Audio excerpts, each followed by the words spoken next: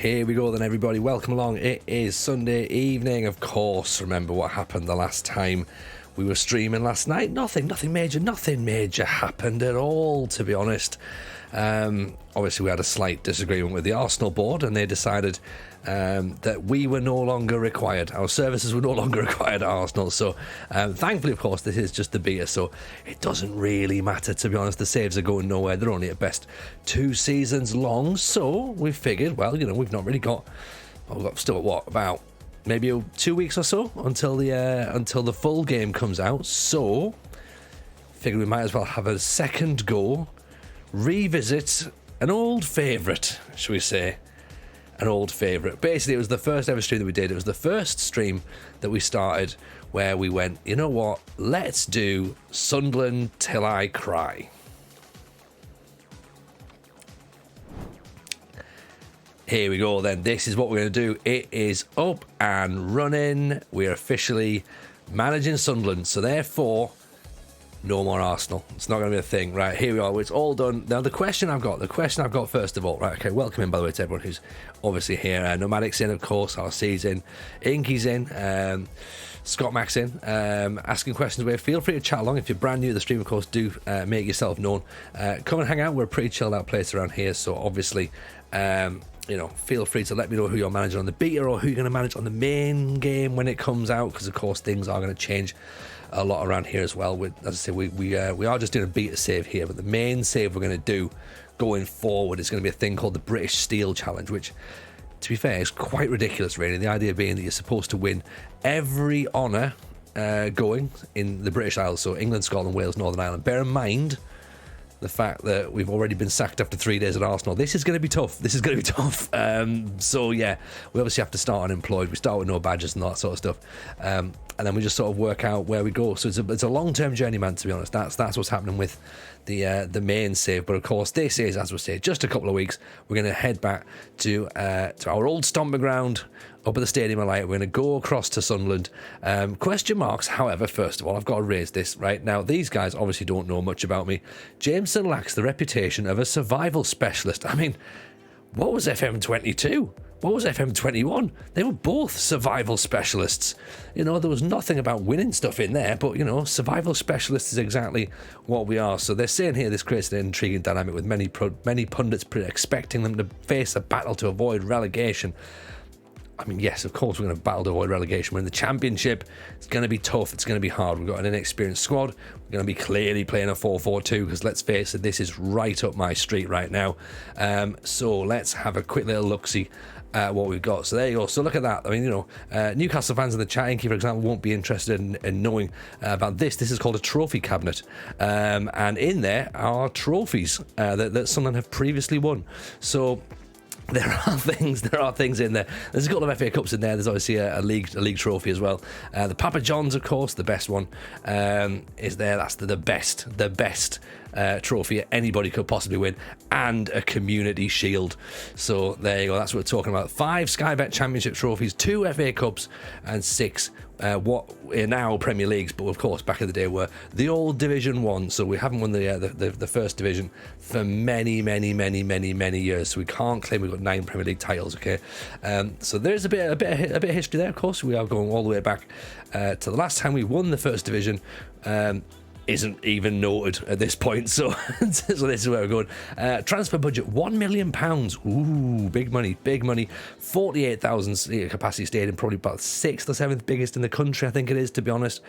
Superb training facilities, excellent youth, adequate recruitment. That probably does explain quite a lot of the problems that have gone on off the field at Sunderland. And of course, the owners are also part of the problem as well.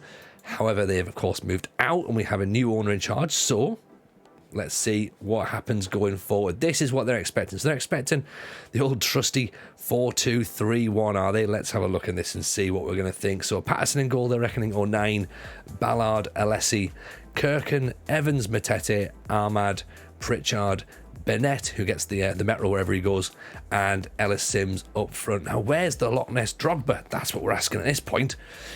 He's going to be in there from the start. Don't you worry about that. Nerd Herder, any tips from getting a team out of the Vanarama League? Yep. Keep it simple. nice 4-4-2, no instructions, and just slowly start adding to it. A big striker helps, and a bit of pace will obviously probably destroy that league, to be honest. So that would be my recommendation. Of course, that's what's going to be part of the British Steel Challenge as we go through. That's going to be a one that we're going to hit pretty hard. I'd imagine we're probably going to get that maybe about sort of maybe 10 seasons in or something. We'll be back into the panorama, so we'll see where we go.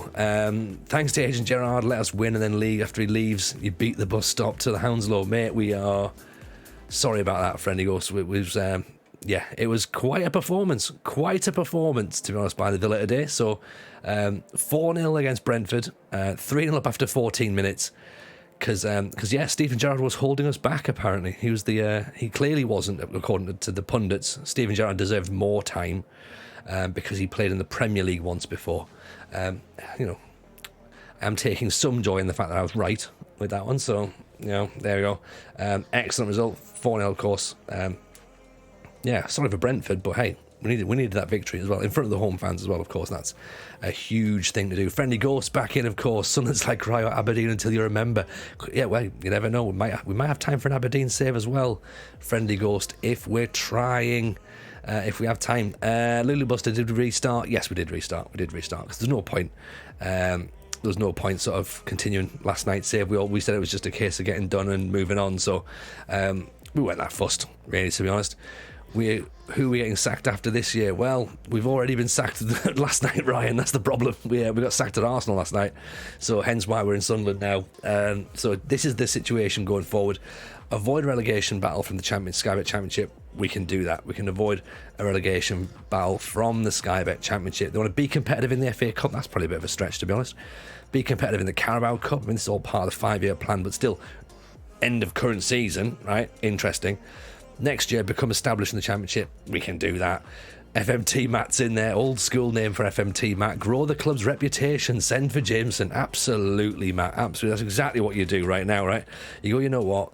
This is the guy. This is the guy we need. Like, if we need the reputation grown, we either have a new TV show or we get Jameson in charge. So here we are. This will get eyes on us. Absolutely. Hope you're well, buddy. Nice to see you back in. Of course, I would shout you out, but I'm not sure if you're streaming again these days. But let's have a look. We'll do it anyway, because of course people obviously will still remember Matt from his old FMT days. He's gone off to university now. He's doing data science and doing very, very well. So it's nice to have him back in and sort of keeping our eyes on what we do. This, of course, is the club culture, supporters culture. Develop players using the club's youth system. Absolutely, we can do that, no problem. Or play high tempo pressing football. We can certainly try. Remain in the Sky Bet Championship. We can try that. Be competitive against Newcastle if we happen to play them. Well, when they inevitably get relegated, hopefully we can.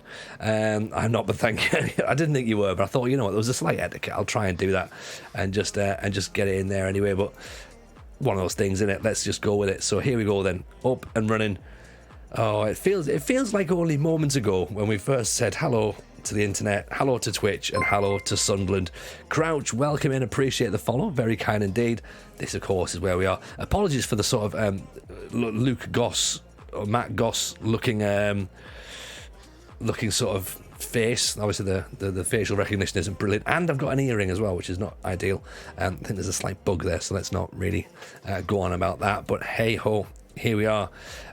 It's our thing, Lulu Buster. This is what we do. It's like, it's all about getting eyes on the product, you know what I mean? Like, everyone, the thing is, like, I've had a few people that have messaged me today just like, nah, you've been sacked again. I'm like, yeah, so what's your point? Like, don't matter. Like, these saves go nowhere, so what's the point? No one's particularly bothered, really. And as you say, it's kind of my thing, right? So let's just do it this way, So tactics, of course, let's be honest, we know exactly what we're going to do. We are not messing around with this one. We are going, Matt's already sounding the 4-4-2 low block long ball klaxon. Damn right we are. We'll probably use the tactic that we had at Norwich last year, which was our 4-4-2. So that's, of course, what we'll start with, and I'm guessing we'll sort of move it and tweak it as we do, but that's how we'll start. So 4-4-2, advance forward and a target forward, maybe change advance forward to possibly a complete or pressing forward, and maybe change the target to a DLF if needs be. play with a wide midfielder, we play with a winger, box-to-box midfielder, central midfielder, wing-back, 2 centre-backs, and then a complete wing-back on attack, which again we might change depending on what we've got in terms of the squad, because I'm not sure that Luke O'Nine's going to get up and down as much as that. It's going to be, or possibly even a Gooch maybe might have to go in the midfield here. So love to see it. Press direct counter for a 4-4-2 is a decent building block. So this is the interesting thing there, Matt. So last year on FM22, when we had our incredibly successful Norwich team that got 101 points, if you remember, in the Championship, won the title, ironically beating Sunderland to the title. This is how we played. So we played with regroup. Obviously, we didn't have low block as a thing on last year's game. So regroup. So if this is the thing now to go counter rather than anything else, we sort of left it as it is. We were playing custom wing play, so we might change that as well. We also then have no sort of instructions really, because just keep it nice and simple. That's what we said earlier. Wide baller 1-2-2-3. Welcome in, appreciate the follow. That's very kind indeed. As I say, keep it nice and simple. Nothing too complex. These players are just going to be told to basically play their football. We're going to go down the wings, go work on overlaps as well if we need to, run at the defence as well. Try and obviously not pass the ball and lose possession. But depending upon the sorts of players we have, we might maybe get them running it less and passing it a little bit more if they seem a little bit better at that. Standard tempo, standard passing. We're not doing anything particularly with crossing or with work the ball in the box. We're going to sort of like leave that to them to decide what they want to do. And then in terms of the defensive lines, low defensive line, but then a high press, so we may have to pull that back a smidge just so it makes a bit more sense and go for that midline block, and then on pace possibly even bring it down to that low block there, which again is going to be for when we just ping it and go straight for the counter attack. So what I might do actually is I might copy this tactic, right? I might copy this, okay? So this is we'll save this instead of powered by Hooch. We'll have this powered by Raspberry Hooch. Okay, so of course 2 flavors in it, really. So this is going to be the direct one. So instead here we're going to go direct counter attack. So this is all going to be pretty much nothing, to be honest. Counter. Distribute quickly. We will regroup as well, of course, because we don't want to be mucking around with anything like that. And then this, of course, there you go, nice and low, so we can sort of mix it up a smidge. Essentially same sort of style with the same player roles, but just setting that a little bit deeper if we have to. And of course, when we first start, we are playing with a balanced mentality as well. So again, sort of trying not to go too heavy on risk at this point. Try and keep the ball if we can do, and work some sort of moments and some magic. And if it works, brilliant. If it doesn't work, then get it in the mixer. That seems to be the only way around it. We're not too fancy. Let's be honest. This is exactly what we're all expecting, right? You're all expecting to see a 4-4-2, to be honest. Supporters profile, let's have a look and see what Sunderland are bringing. 36% of the fans are apparently deemed hardcore fans, 20% as a family, 16% casual fans, probably brought in from that Netflix TV show, 11% of the hardcores, 14% fair weather fans, and 3% of the corporate facilities. They're expecting us to remain in the Championship. They again, of course, want us to use the club's youth system, play high tempo football and be competitive against Newcastle, as we've said previously. 697,000 followers over on social media, and they have a moderate influence on the board. So okay, I mean, Arsenal fans had a lot of influence on the board, so Sunderland's a little bit less so, to be honest. 32,000 season ticket holders, though. That's pretty impressive, to be honest, at a club in the Championship. So yeah, expecting a lot of people turning up every single match day, to be honest. This is the expectations for the season coming forward. Work within the budget, grow the club's reputation, always has to say, and then avoid relegation from the Championship. We'll accept that now, because that's as low as it can go, isn't it? It doesn't basically say, do not do anything. So that's expectations low, right? Expectations low. We can always improve from there. That's what we like. So none of this challenge for shit, right? Nah, not us. This is much more like it. Matt, pleasure to see you as always, buddy. Take it easy, my man, and we'll see you very soon. I appreciate you popping in.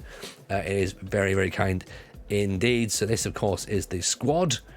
Let's have a little look and see what we're working with. And I feel like we should still have the pen and paper, but we don't have to anymore because we've got the squad planner these days. So we can have a quick look at this and see what we have in the side. So Anthony Patterson, of course, is probably our first choice goalkeeper.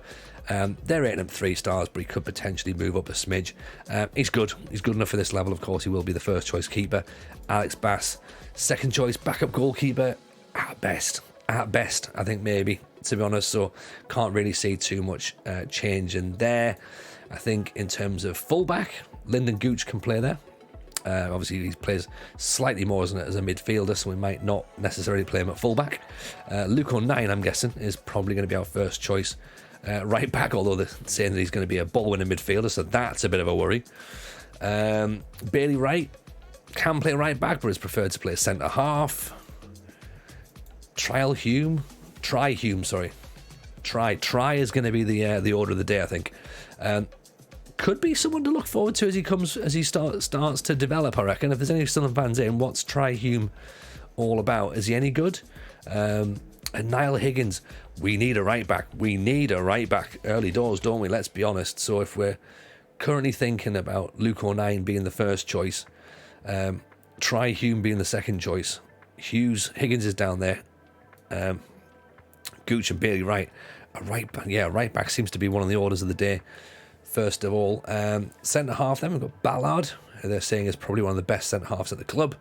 Quite aggressive, good teamwork, 6'2", jumping reach is pretty decent, 15 for heading, that's going to come in handy, I imagine. Tackling's good. What's his positioning like? Positioning's 13, work rate's 15, determination's 15.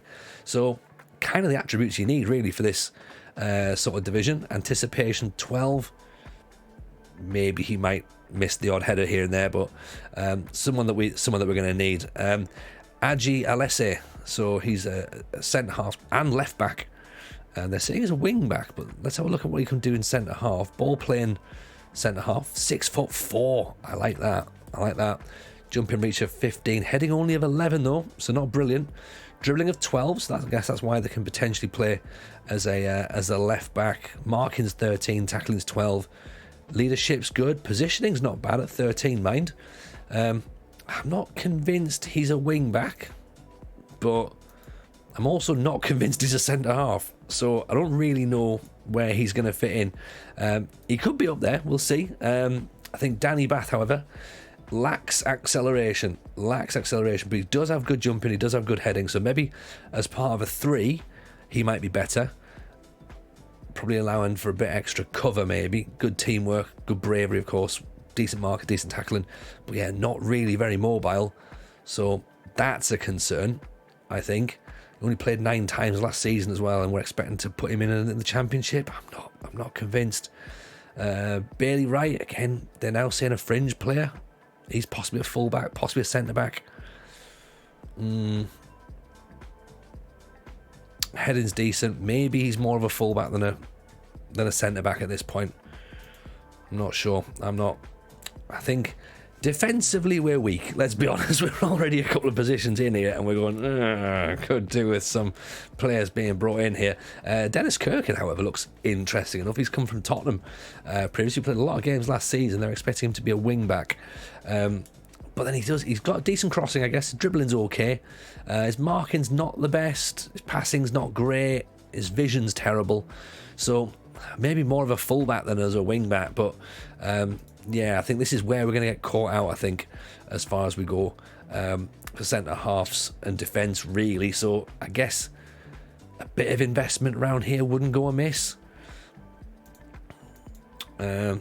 Left back, yeah, there isn't really. It's a choice really between Alessi and Kirkin. So I guess Kirkin at the minute is probably the first choice left back, but it's not really.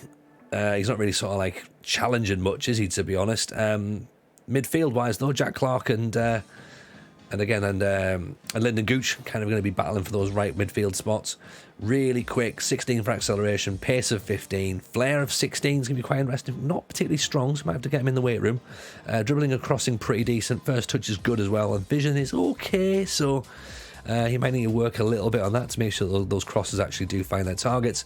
Lyndon Gooch again, of course, can do various bits and pieces. Works hard. He's been at the club for a long time as well, so we will try and use him as much as we possibly can, and can play anywhere down the right side. So I guess, as we say, worst case scenario, he can play at right wing back, and it's not the end of the world, because he can of course dribble, he can cross, he can take corners, decent first touch.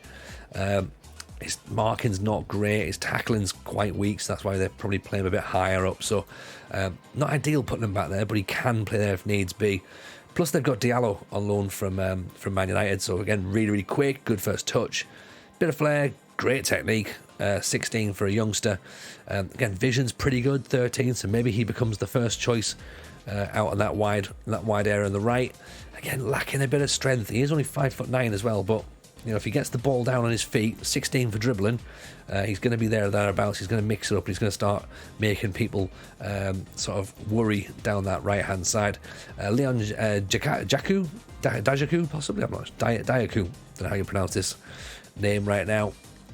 Physically very good, mentally okay, technically very weak. I think that's a fair breakdown of his abilities. He's currently attracting interest from Burton Albion on loan, so that sort of gives you a bit of an idea where we are on the right wing. On the left wing, however, you've then got Jaku as the only one they're expecting to be put there. But I mean, I would suggest, for example, we maybe have players that can come across there. Jack Diamond maybe can be part of it. Let's also put, we're not going to put Diallo there, we'll put Bennett there, and we'll also put, interesting that we can't move Jack Clark across. I guess because it's classing him as only a midfield right rather than a midfield left, so that's interesting. So we obviously have to think about that. So Jack Diamond's going to go there now for first of all, but let's of course not forget Jusen Bennett is in there as well. Again, another quick player. Dribbling's good. His crossing needs work. He's only 18 though, so he will develop, of course. Finishing's pretty poor, but he's determined to improve. So that could be a player worth keeping our eyes on. And then, of course, in the midfield is going to be a lot of numbers, but not much quality. I think is going to be the worry. Yes, Dan, you did miss it. You missed it yesterday. We battled hard. We tried our best, but our best wasn't quite good enough, unfortunately. And we went our separate ways, which is completely fine, to be honest. It's one of those things. We're not massively concerned or massively fussed, so we've come back to Sunderland for a bit of a play around. We've tried our bits at the Premier League, didn't like it, come back to more familiar territory, to be honest. Midfield wise, Corey Evans is probably deemed as one of the best players at the club, but he defensively, yes, fine. He's good in terms of marking, and he's got good teamwork, and he can anticipate the ball, which is good. Work him as maybe as a proper ball-winning midfielder to try and help break attacks up if we play with a deeper ball-winning midfielder. Pritchard, again, is handy player. Play him a little bit higher up. He's a bit more sort of versatile, a bit more visionary there, with 14 for vision, 14 for dribbling. We can play him as that playmaker, as I say, 14 for flair, passing at 13. So he's going to be the guy who we're going to hopefully work things through, to be honest. Elliot Embleton, again, he doesn't mind putting a shift in. Again, teamwork 13, vision 12, so not as good. His passings again is 11, so again not great. He's average. He's average enough for this league. He's probably decent enough for the Championship. Jay Matete, we can probably make him a little bit more defensively, I guess. But we'll see how that goes. Chris, how did you get sacked? The board took me in to the office and said, we don't want you anymore. So that was pretty much what happened. Results weren't good enough. Was the reason. I thought we could have turned it around personally, but they weren't convinced. Abdullah Bar is a possibility for Mazzala. Maybe not Mazzala, but you never know. I don't know. We probably won't be playing a Mazzala in this division, and then same with Michoud. I think we'll probably play in that sort of playmaker, central midfield role. We might look to see him and get sort of something happening. He's on loan from PSG, so he could be quite an interesting one, to be honest. Hopefully he turns out quite good. Hopefully, Luke O'Nien again, of course, can play there as well. Just lacking a little bit of technical ability.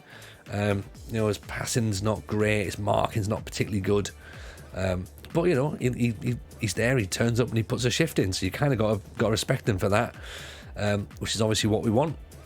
I've been sacked for not getting out of the Champions League with Juventus. Yeah, well, this is the thing. It's brutal. Everyone's saying like, this game's a bit harder. It is. It is a little bit harder this year, so that's one of those things. But it's that's fine. It's what it is. It's it's the beta. It's part of the process of learning the game as we go through. So if it works, it works. If it doesn't, it doesn't. It's when you're not really attached to a save. It's not really a major issue, is it? So up front, Ellis Sims, of course, there can be potentially our target forward, maybe a DLF if needs be. Decent finishing, decent heading, acceleration. We've had Ellis Sims in the past, of course, remember as well, when we're at Posh, so a player we know from back in the day. And of course, there is the Loch Ness Drogba. Currently angling for a move by the looks of it. Wanted by Dundee United and Huddersfield. I'd rather not lose him because, of course, he is the man who's getting the goals for Sunderland in real life. So let's not lose him right now, because if we do, there is not much behind him, is there? Really, we've only got 2 strikers up top, and that's about it. So essentially, what we've learned from this moment is we do not have squad depth. We do not have squad depth at all. So we'll have to sort of see how we get on. Soul1258, appreciate the follow. That's very kind of you. Thank you for that. If we were to have a quick little look at sort of, we've got £1 million. £1 million, not a lot in this division. There are, of course, some players that will immediately jump out, and they will be on the free transfer list. Let's go and see who's available for free transfers. But I think we're going to have to go and abuse the loan system. That's going to be what we're going to have to look at, to be honest. In fact, before we do that, let's have a little look. Here, Championship, right. 24 teams, the best league in the world. Everyone knows this. Also, officially licensed as well, by the way. That's what's probably worth pointing out at this point. So officially there. Sky Bet Championship, trophies there, league badges there. All the badges and all the kits are in. So that's quite nice to see. This is season preview. We are expected to finish 21st. So 50-1 rank outsiders for the title. So no pressure at all. Literally no pressure at all. This is the sort of challenge that I want, not this Arsenal nonsense. So this is us then, right? 50-1. We're expected to battle with Blackpool, Wigan and Rotherham to relegate. Birmingham, of course, down there as well. Reading, Bristol City, Coventry, Stoke. So yeah, it's all much of a muchness, isn't it? It's names you expect to see down there. And yeah, this is going to be part of what we do for the next couple of weeks, I reckon. Evening, Mr. Goodger. How are you? Welcome. Yes, very, very funny. Arsenal was fine, to be honest. Evening, Ultra. How are you? Welcome. You know what? Arsenal was fine. It was exactly what I thought it would be, because the thing with beta saves is you haven't got time. If you're only going to do sort of like straight out of the box tactics, is fine, right? You know, so let's go with, for example, Gegenpress 4-2-3-1. Like, if you can just plug that straight in, then that's going to work, and that's great, and that's going to be fine. Everyone can play along with that, and you can have a lovely time. In hindsight, that's probably what I should have done. Probably what I should have done. But I know that when we come to play this game longer term, we're going to try and develop a few extra bits and pieces that we kind of like to do. So we'll try it out. We tried out a 4-3-3. We tried out a little bit of a 4-2-3-1 as well, which I'm not really a fan of. And we tried out a can't even think what the other formation was, like a sort of 4-5-1 essentially. So we had a little bit of a look around, and it's not really for us. We don't really sort of like go down that route. And I very much am a work from the bottom up, so I do like taking a couple of seasons to get a feel for things and get into it. With the beta, you can't really do that, I suppose, because the game's not really designed like that. Like, it's only really a couple of seasons and then you're in.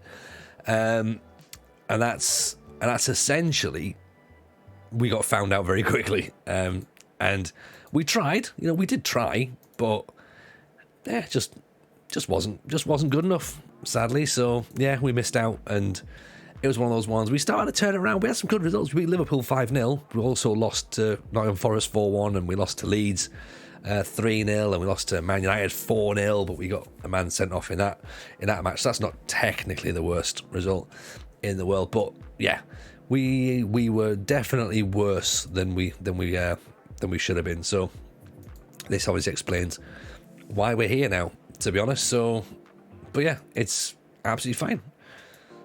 Kind of prefer it down here, if I'm honest, really. Danny Rose is available on a free. He's probably gonna be too expensive, but let's see if he'll come in on the trial. Gary Cahill's certainly too expensive, to be honest. Dave Goodger, I know what you mean. Built my own clean slate, 4-1-3-2. Not getting performance out of certain players, but not really going to have the time to fiddle with it. Exactly. But and the thing is, like, that's totally cool to have that time to fiddle with it and make it work. If you're a team that expects success, then you haven't got that time. You haven't got that time. Like, so realistically, I should have just went, look, let's just get an out-the-box tactic that we know works, plug it in and go for it. And that would have been the sensible way of doing things. And yeah, if you've been in the stream before, you'll know I don't do the sensible way of doing things. So we basically went the long way around stuff, and it backfired. So, which is totally fine. But you know what? If we did it any other way, I think people would be confused, really. So this is what we do though. We look at players who are 38 years old, like Ricardo Quaresma, and we offer them a trial. We bring them in because that's what we're talking about, really.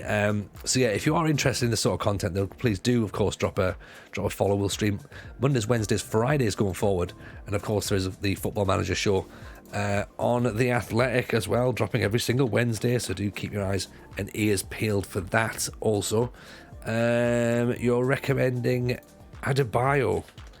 I'm guessing West Ham if it's going to be. Oh no, Adebayo from Luton. I mean, we don't. Ooh, 6'3". That's the sort of thing we need to find, isn't it? That's what we're talking about. Yes, you're right, Zar. Arsenal's boring anyway. It is. Like, you know, for me personally, I must admit, that's not how I play the game. I don't play the game that way. Like, I don't particularly enjoy watching the Premier League in real life. I don't particularly enjoy managing in the Premier League on the game. I think we avoided it all last season on FM23, which was great. So we just basically did that. And yeah, last night was what it was. It was funny, to be honest, if anything. And again, you've also got these sort of like, there's people who are causing the chat. Let's like, yeah, you're gonna sack. You're like, yeah, it's fine, whatever. Be all right. Don't worry about that. Get Fulkrug. That's a great name, to be honest. Nicholas Fulkrug. Again, 32 grand. We're in the Championship. We haven't got 32 grand wages, and also we haven't got 3 million. But I do like the look of him. Ryan Bennett, maybe 32-year-old centre back. Usually leave when promoted to the top tier. We'll keep him on the. We'll keep our tabs on him then. Ryan Bennett, long throws, composure, jumping reach. He could be someone. At the minute, what we're doing is we're just offering a whole bunch of trials. It's the way that I manage is very much sort of trial based and using our scouts a lot. We probably haven't got time to fully get into how we'll do it properly, but at least we can have a bit of a go and go from there. But the main save, of course, as we said previously, is the British Steel. So that's going to be full on hardcore, going like right to the bottom. So we're going to look at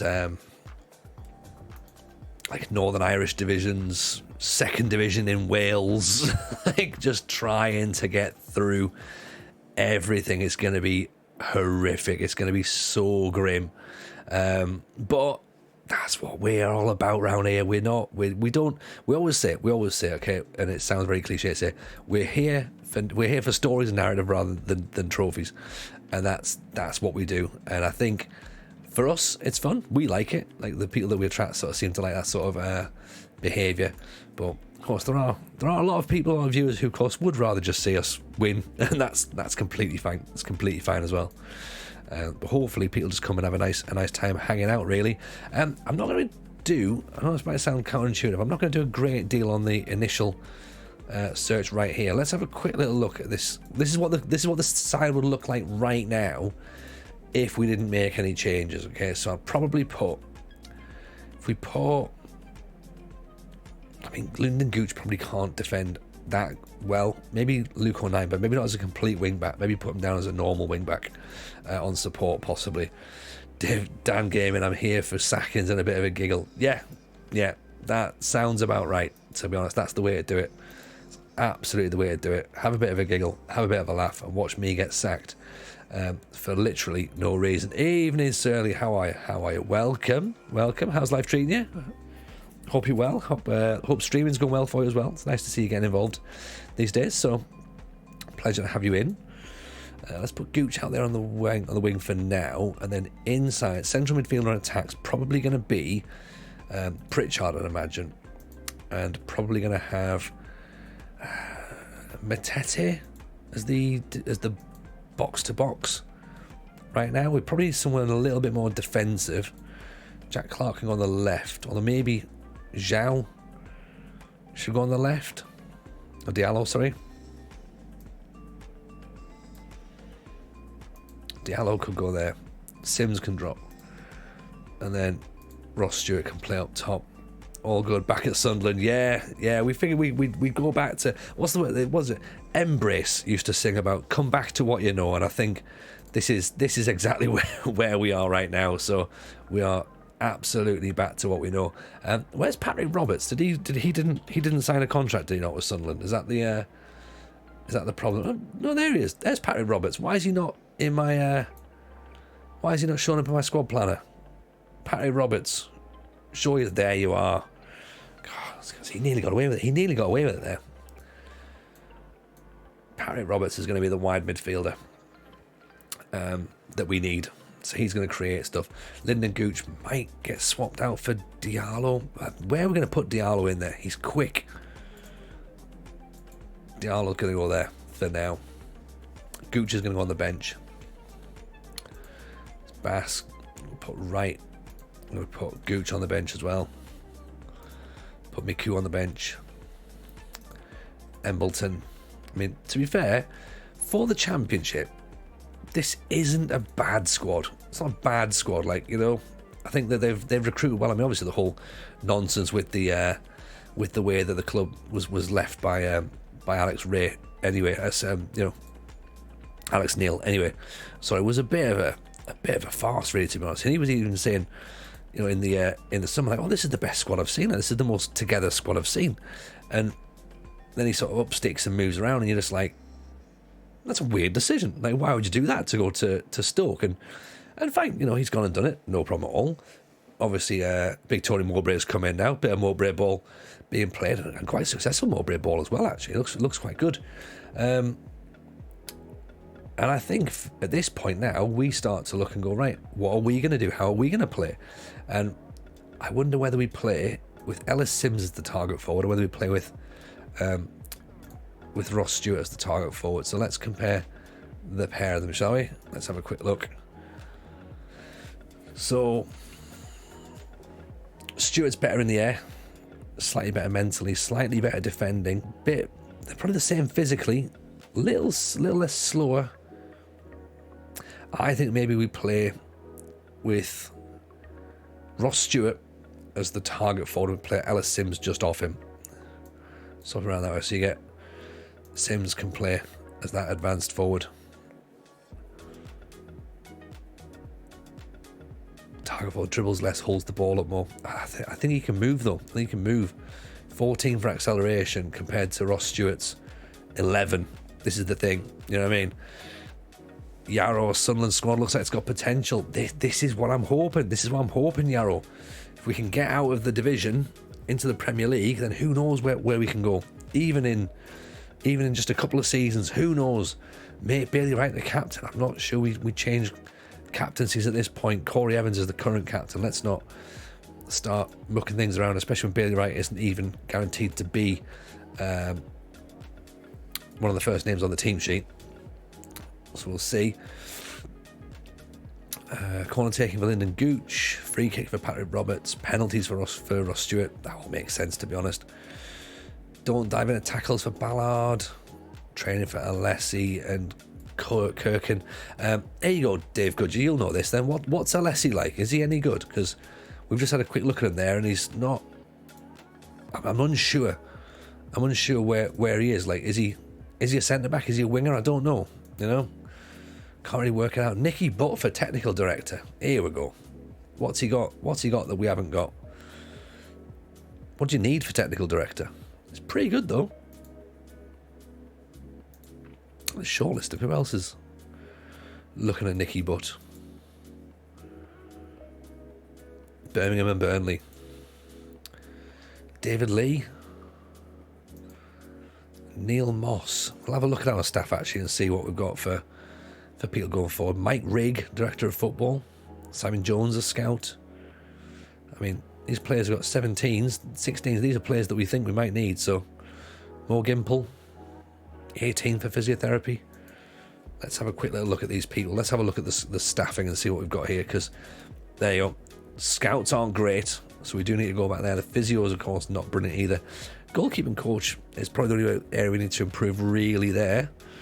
So let's put some adverts out then for our scouts. Okay.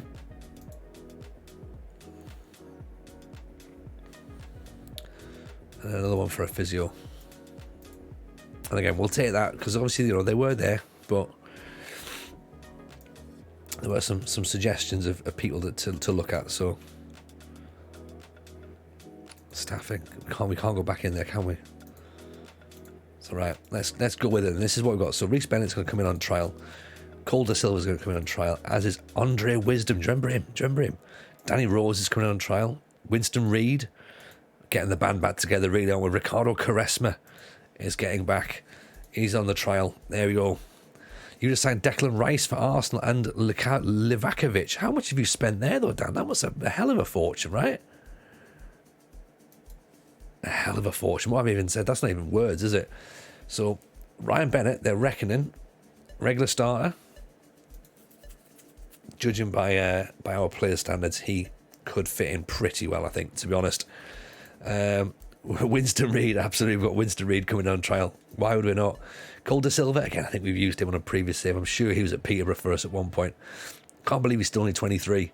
But yeah, let's see if he's any good. Andre Wisdom is probably going to be quite expensive, I would imagine. I'd imagine his wages are going to be quite a lot, but he does come with a bit of experience, so maybe he could be decent for us in terms of a bit extra defensive solidity, you know, rather than looking for a wing back if we then went for a more defensive minded player. But again, he can play wing back if needs be, so let's not discount him straight away.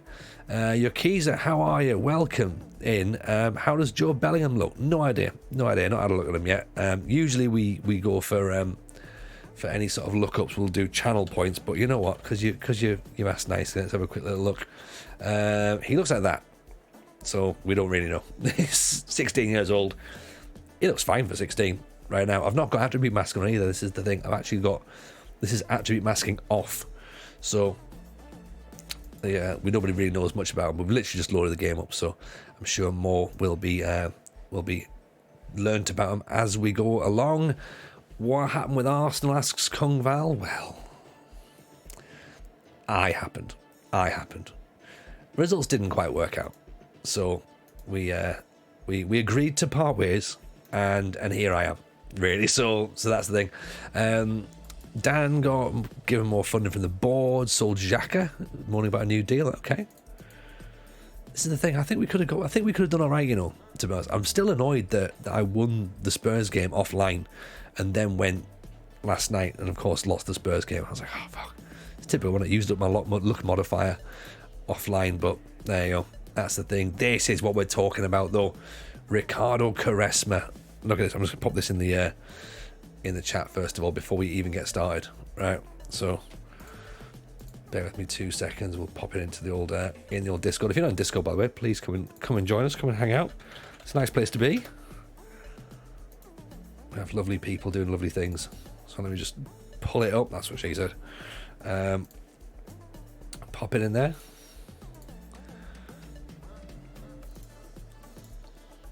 Right, that goes there. And then I'm going to put a little quick of that.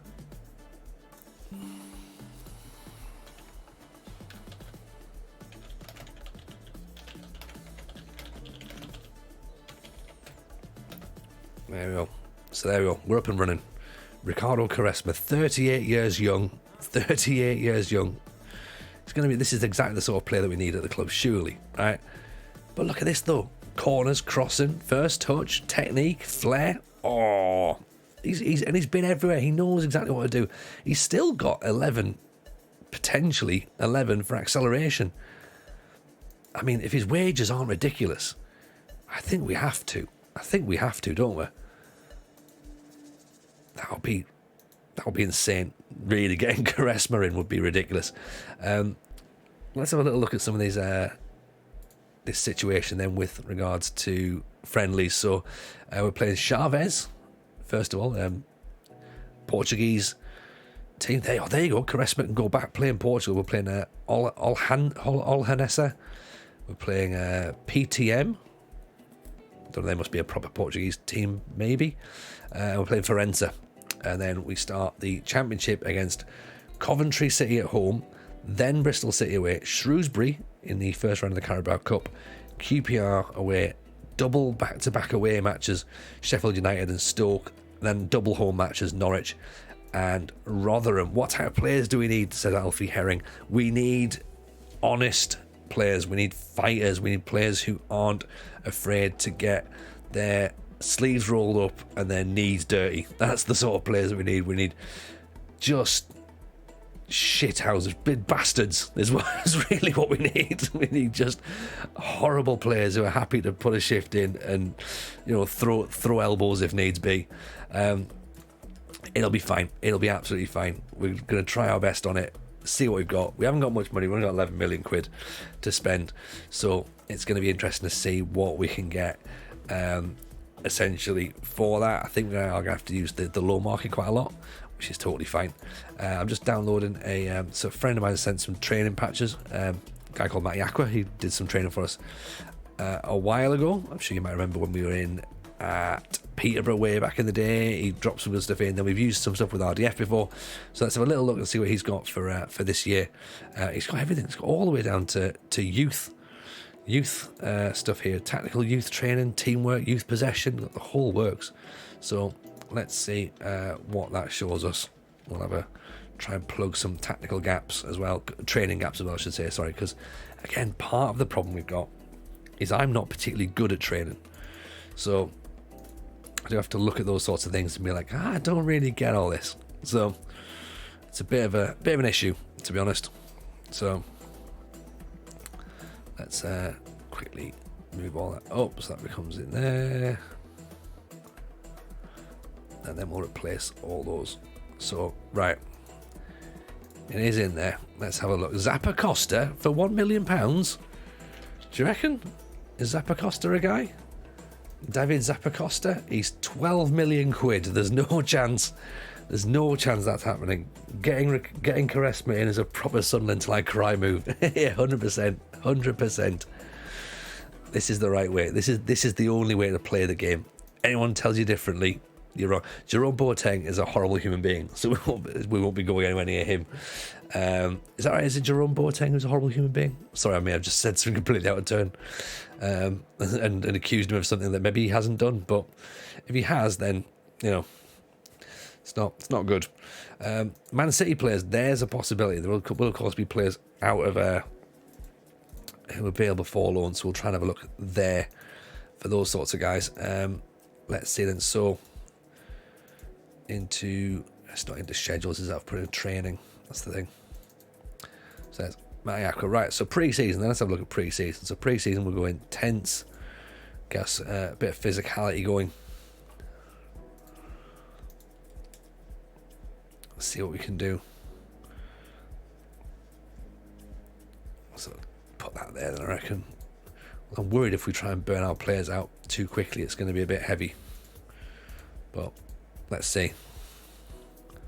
Let's go hardcore, because they're going to need it. They're going to need a lot of it, aren't they, really, to be honest, as the season progresses.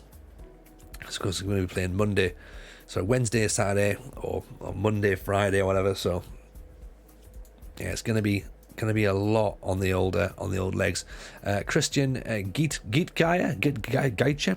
possibly from Brianza has been linked to Sunderland in the press. He's transfer listed. He's 500 grand. He's 32. I love it. Plays in Italy. Let's just pop him on the shortlist for now, because we don't really know too much about him. We'll scout him as well, though, see if he's any good. I don't really know too much right now. Sergio Gomez from City might come. Very good left back for the Championship. Okay, we need a left back. We do need a left back. Max Thompson has already been approached for loaning, so that's fine. Don't mind letting him go to Cheltenham and Crewe. Harrison Sonner, DLP, a youngster. Again, let's let him go for a bit. He can have a bit of a loan spell. We're not going to sell anybody though. And try Hume to Swindon. I'm going to say no for now, because I think we might need to keep him. Anyone else in the reserves who's going to be useful? Ben Crompton possibly isn't quite ready by the looks of it. Carney, Zach Johnson not quite there. Callum Wilson maybe. Harrison Bond. So no one's jumping out at this point right now, but Try Hume is probably the best player there, so he probably should stay at the clubs for now, so we shall see. Sergio Gomez, you're saying there. Let's have a quick look at Sergio Gomez, see what he's saying. Manchester City. I mean, so first of all, he's classed as a winger. Second of all, he's on 40 grand. I mean, are they gonna let him come to the Championship? We prefer him play higher quality teammates. Thought so. Again, this is part of it as well, isn't it? Like, you're looking at these top teams, you are going to have to go into their reserves, look at what they've got, and then sort of have a look around. Like Josh Wilson, Esbrand, for example, is probably the sort of player we're going to need to look at. He's obviously available on loan. That's positive. So we could have a look at him. Get the scouts on him. He's probably one of the better players, I would imagine, that we might be able to attract. Oscar Bob, I guess everyone sort of knows about players like him. Morgan Rogers, again, is quite a decent player. I think if we can look for a striker maybe as well, see if anyone's got a decent striker available. Maybe Man United, we can maybe look for short hire. I guess Joe Hugel isn't really the guy we want. Charlie McNeil's not really the guy we want. Short hire, we've used him before. He was great as well for Posh. Keep our eyes on him. Toby Collier midfield. Charlie Savage. It's maybe not the worst thing. I know he's only 5'6". Right, Tegan Mengi. He's maybe a shout. Again, is listed for loan, so might be able to get him for potentially. What would be best is if we can get them in where we're not actually having to pay any of their wages as well. That would be preferable. From Tottenham maybe. Dante Casanova. Again, it's one of my favourite names of a player, to be honest, Dante Casanova. Now we're into Dave Goodger's territory. All the West Ham players, so pretty much anybody, I'm guessing, will be Dave Goodger's personal favourites. Harrison Ashby, I feel bad for Harrison Ashby. We've had him previously.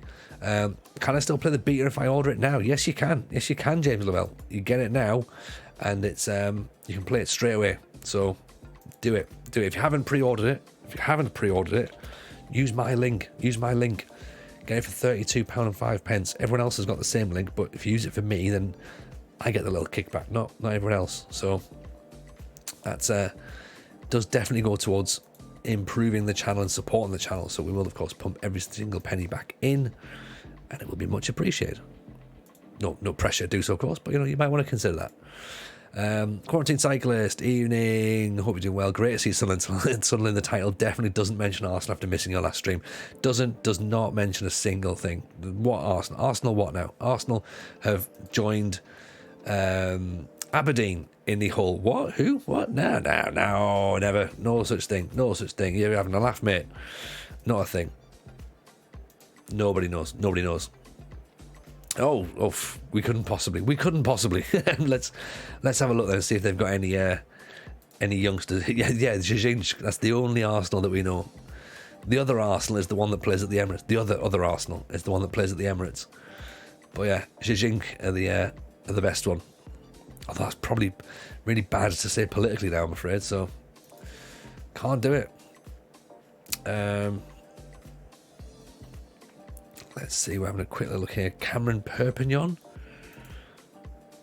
Julio Enciso, Paraguayan. We're probably not getting one up. We're going to have to look at some players and go, yeah, not a thing, because they're going to be, of course. Oh, Carney Chukwuemeka could be a good shout, actually. Obviously, as a Villa fan, a reaffirmed Villa fan now, I can say that he is a good player. So he's maybe someone we can have a look at. And I'm looking at strikers, but it's defenders we need to be looking at, really, isn't it? We need a centre half, and we need a fullback, really. Alfie Gilchrist. I think it's the wrong Alfie Gilchrist, isn't it? Maybe it's not. Maybe it's the same guy. Nobody there for Palace. Everton. To be fair, half of Everton's first team should really be for sale. We could maybe go straight there and get him. Chukwuemeka's on 100 grand a week. That's part of the reason he's no longer at Villa, to be honest. Yeah, it was one of those ones where his I think his brother is his advisor, or his dad maybe, and they've basically said, look, oh yeah, because they've got his brother at Villa as well. So they're like, yeah, let's try and move this guy away, and it was a lot of money was offered to get him to go. So yeah, it wouldn't surprise me if he is on 100 grand, to be honest. Yes, I can officially say I'm back being a Villa fan now that Gerrard has left the building. I'm also really happy to say that I was right. Which, to be fair, I've not overplayed. I really should try and play that a lot, but I've been quite reserved, to be honest, about it, if I'm completely honest. But here's the thing: could you get Sepp Vandenberg on loan? Is he any good? Literally just turned up there, Mr. J, straight in there. Can't see him right now, but I think he is decent, mind. To be honest, he's a big lad, isn't he? Dutch fella, been at the club a couple of years. I think he's probably due for his sort of quote unquote breakout season in the game. Calvin Ramsey's obviously someone as well that's worth a look at, because he's pretty decent, but he's out for a couple of months with a thigh strain. So again, we'll just shortlist him, put him on there. But yeah, Ramsey's is a possibility as well, to be honest. Jake Kane we've had previously as well, so he's probably not someone we'll go back and have a look at. Leighton Stewart as well, we've also had previously. Jay Spearing, however, there's a player we can go back to. 2 grand a week, oof, absolute bargain. I would recommend Robin Lodd. Let's have a look at Robin Lodd from Minnesota. I mean, well, Alfie, he's way out of our budget. We've got £1 million. £1 million. We'll keep our eyes peeled on him, but yeah, he is 29, so he's probably a little bit too old. I was going to say he's not too old, because we've just brought in Charisma, to be honest, on loan, and he's 38. So ignore me when I'm saying that there's a ceiling. Let's have a look then. We haven't got the Norwegian League loaded in as well, Kungval, so I'm not sure if Fofana's going to show up. Let's have a quick look at Mulder, because again, we're just doing the beta, so we're not looking for a long-term commitment here.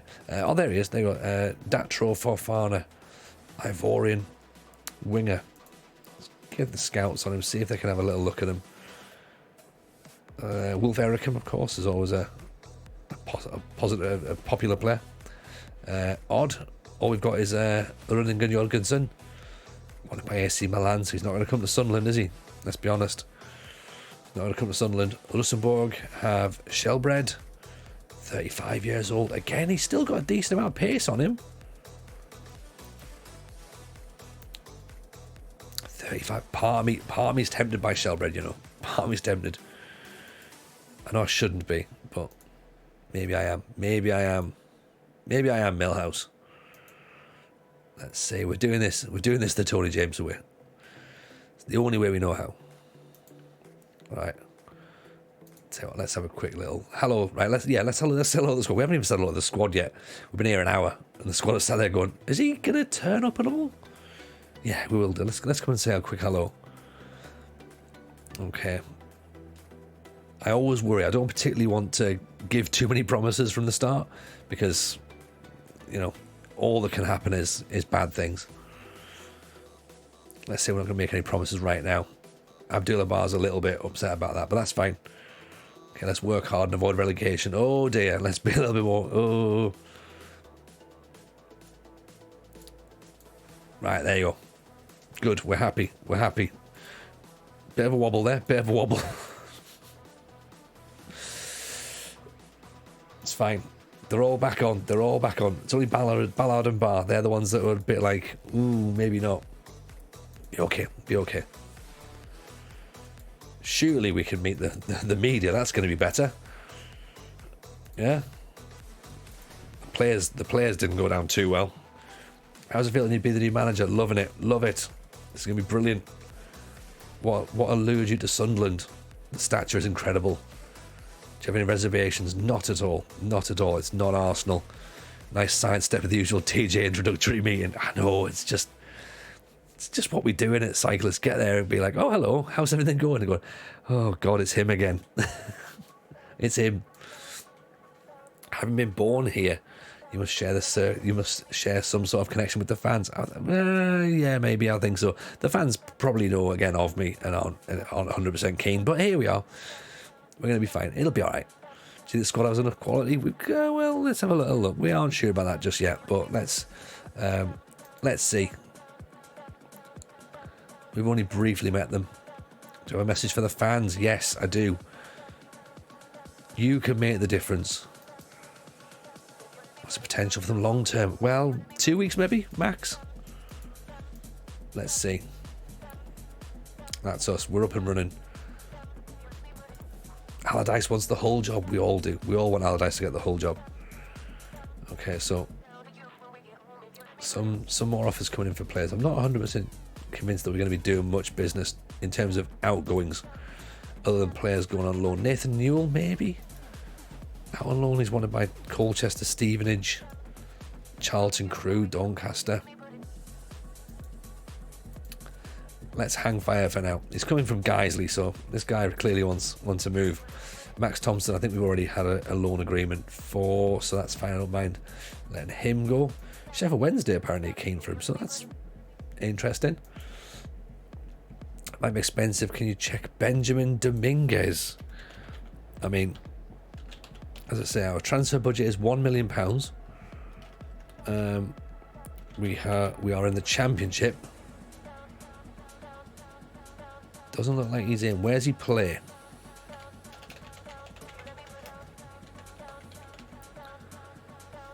Oh, Gymnastic.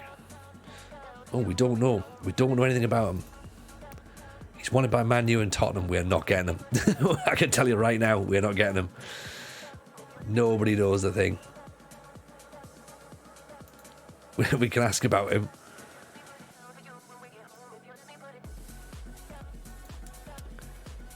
£7 million.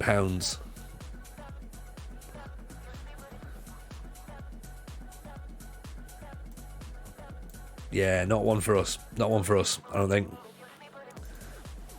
Maybe in the future, but yeah, not right now.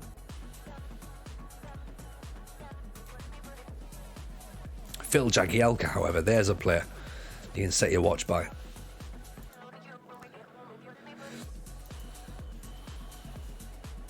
These screens here, by the way, as well, if you're brand new to the game, these are really, really helpful. They do sort of like talk you through certain areas. So if there is new bits that you sort of go, oh, God, I don't really understand what we're meant to do here, there is little sort of hints and tips you can follow through. So it does help you. Sometimes I should maybe go back to them, to be honest, and go back and be like, what does that button do there? Evening interest, how are we? It's going well. It's going well. It's going well so far. I say it's going well. It's not going badly so far. We haven't done anything yet. So at the minute, it's all fine. All fine. I haven't broken it yet.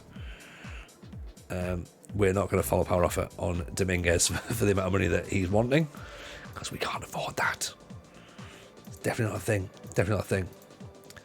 Send everyone on training camp, including Ricardo Quaresma. Can't believe we've got him here. It's perfect. Great, we're paying money back to the chairman now. That's the point. Let's look at the finances. We currently have £4.4 million in the bank. We are spending under the wages. Our wage budget is 193 million. We're spending 193 grand, sorry. We're spending 178. We are expected to lose most of that money, of course, this season and be back in debt. Not massively in debt, though, by the end of the season. So, yeah, by the end of May 25, though, we're expected to be 32 million in debt. So, probably worth trying to be 11 million pound in debt at the end of this season. So, yeah, we need to start bringing some cash in, I reckon. So, we may have to move some players around, which I'm not 100% sure is what we want to be doing at this point. Here we go. Here's the recruitment meeting. Let's have a little look. Squad plan is going to be essential. Player status. Recruitment focus is going to be great. I think from what we've just said when we first joined the club, defence is going to be what we're looking for, isn't it? Really, because this, of course, is the full depth view of our squad. As you can see, a lot of 2-starers, even by our abilities, of course, comparable to the players in the squad. 3-star defenders in this league. Maybe. I don't know.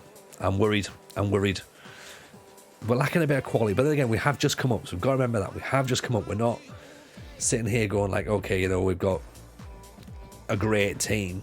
We've got a good enough team right now. So let's see.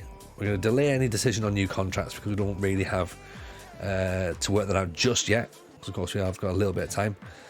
Again, players from the youth system that again we're not going to make decisions on just yet. We'll see how they pan out through the season. I think we're going to skip staff recruitment right now. A couple of players that are attracting interest. Bennett from Burton. Of course, there's Diaku as well. And Ross Stewart is wanted by Huddersfield for a transfer. So that's maybe an issue, possibly. Dundee on loan might be a concern. Don't know. It's going to be interesting to see if that is going to be something that's going to crop up. They reckon that we're lacking in left midfield, which I guess I agree with. Goalkeeper's not a bad shout as well. Let's also see if we can add something else here. I want a right back. Well, that's the top priority actually. And I also want a centre back. That's going to be a standard focus right now because we don't have any priority to move that to the top. Yeah, so definitely a right back, left midfielder. Actually, is a right back more? Yeah, because if we get Esbrand in for left back, I suppose that probably covers the left back issue right now. And I'm guessing that Quaresma's the left back, surely. The left midfielder, surely. What are they playing at?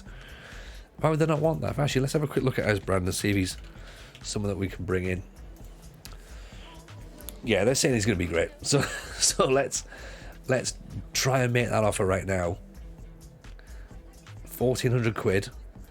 Complete wing back. We might change that first of all. Let's see if we can go for that.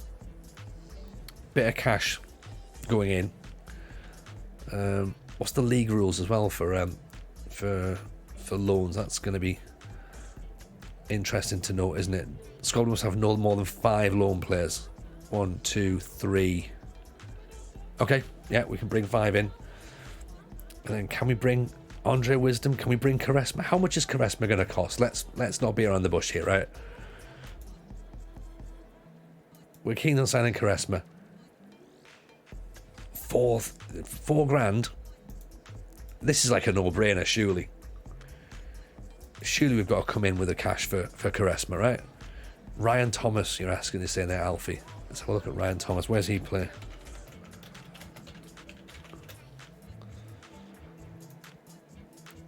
Ryan Thomas from New Zealand. Oh, yeah, free transfer. Zenit St. Petersburg are interested. Angers, Strasbourg. From PSV. I mean, hey, this could be interesting. We'll put in for a trial for him, see if he's going to come, but we'll have to see. Quaresma unavailable. What? How's he unavailable? Not being included in the training camp? What? By Arda Güler. Who's Arda Güler? I mean,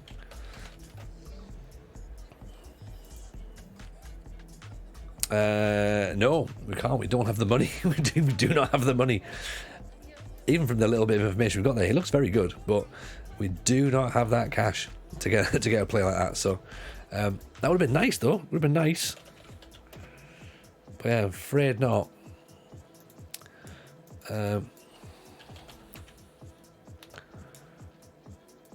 Quaresma on trial. Can we add him to the squad? Oh, we can. There you go. Oh, we can't do it now, can we?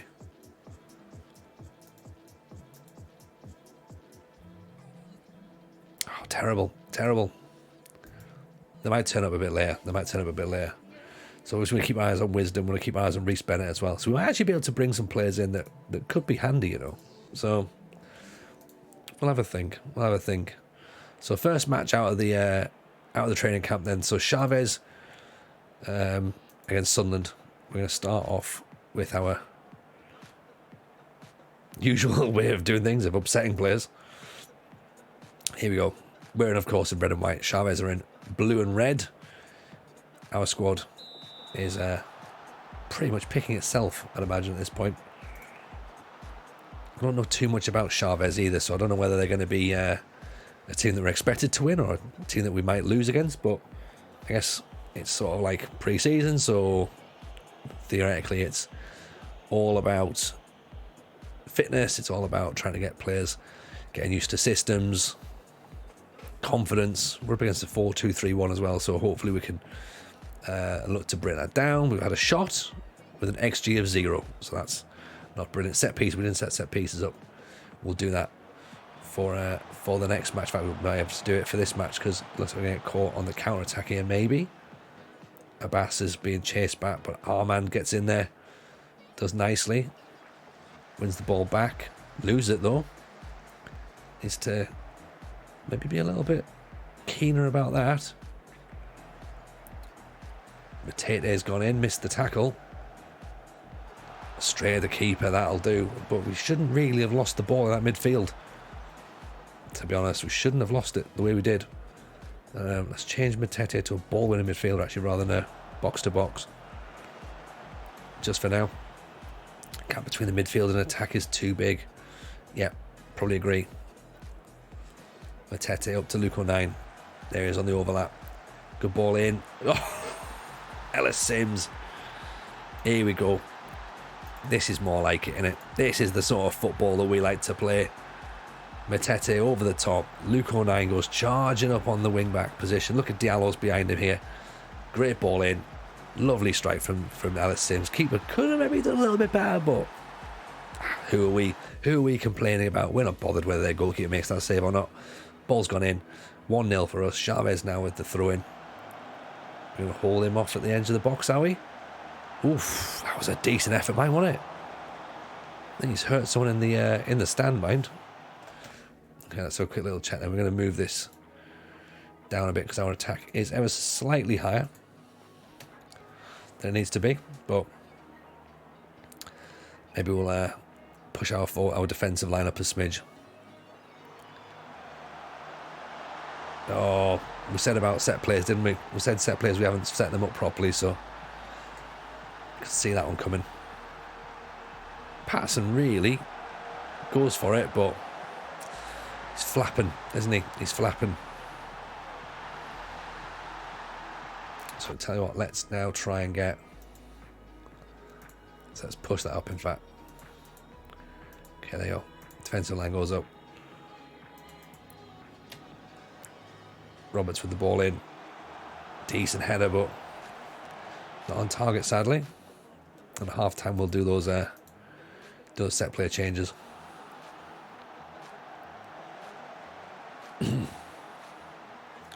Just for the interest of seeing what it's like as defaults, to be honest, more than anything. Harry Roberts is away. Oh, again, he's just overhit his own ball. No positive, maybe? Evening Exploding Carrot, welcome. Long time. Hope you're well. Hope life's treating you good. Kirkham with the throw there. Sims nods it down. One of their players looks like looks like they've got an injury, which is decent. Hopefully we can exploit that a little bit. Maybe start to force the play down that left-hand side, give Patty Roberts a little bit more to do. In fact, he was standing off a little bit. Nice tackle by Matete. Now the ball's moving it. Oh, good effort. Good effort. Thinking maybe if we sort of bring this regroup off, maybe go for and press a little bit more in the second half. And then again, we don't really want to sort of waste too much energy. We just want to sort of get the players through the pre-season games, to be honest. Ball kind of as we expect in those central areas, really. So let's say we're doing all right so far. Let's have a quick little look then at the set pieces. Diallo's maybe someone that we're going to look at bringing off. He's not having a great time. Bring Jack Clark on, I think. Set pieces. We've got the corner situation. Should really have loaded these in previously, actually, but one of those things, isn't it, I'm afraid? So let's Try and get our best headerers of the ball somewhere as well. And also we want players who've got decent anticipation and decent pace. We want them out as quick as we possibly can.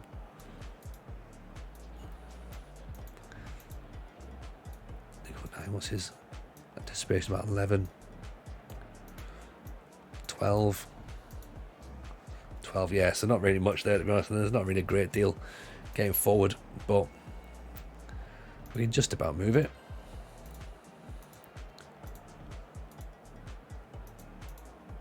There you are, so we got him there. And again, we're probably about the same, I think, on the back post. So yeah, Sims is at the back. And then attacking wise, let's have a quick look here. So we'll go near post left. So yeah, attacking the near post.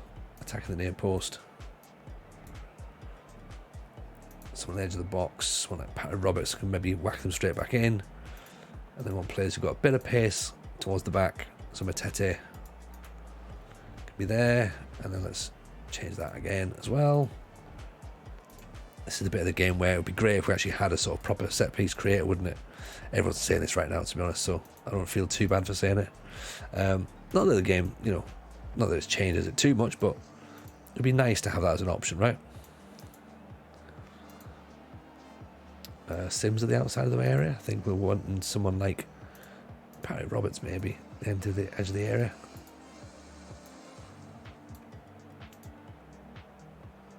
So yeah, there we go. That should theoretically be us. We'll send the same players back out for now, but might make some change. We have brought Clark on for Diallo, so there's one change in the first half, and we've also gone positive as well. Positive mentality as opposed to being balanced. So it'll be interesting to see if that actually makes much of a difference for us. Bala with the header. Matete nods it down to Pritchard, puts his foot on it. Alessi, look at that, properly puts his foot on it and pings the ball up top to Roberts. Can't quite get it through. Sims loses out. Got to do better up top there, haven't you? Ellis Sims, you can't give the ball like that. That's really cheap. Pritchard gets it back, has a go, bobbles up and over. It's a corner. Of course, issue as well, we've just done the set plays there. We're going to have to do them again for the next match because they don't save mid-match, of course. Which is a shame. It's quite frustrating as well, really, when you think about it. So both of us having 7 shots, 3 on target for us, 2 on target for them. Fairly even game, I think, right? Really, if we're looking at it. There's not a lot that's sort of jumping out at either team. No one's really creating too much at this point. I think that we also don't have a lot on the bench to change stuff around either. I guess it's part of the concern for the club at this stage.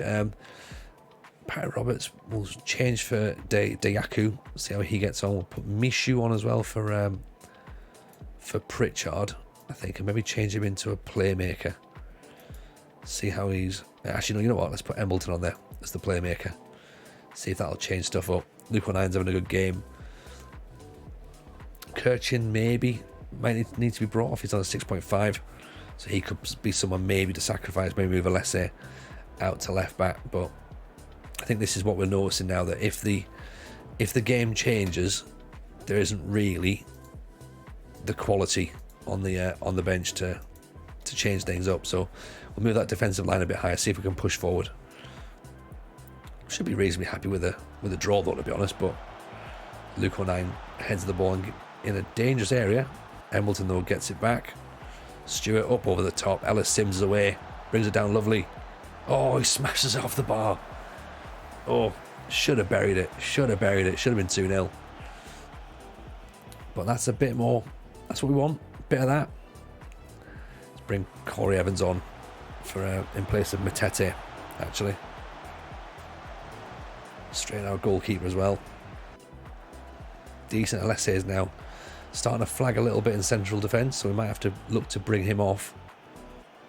Well, it's a friendly, but he's on a 6.3. It's just not good enough. It's just not good enough. Kirkin over the top.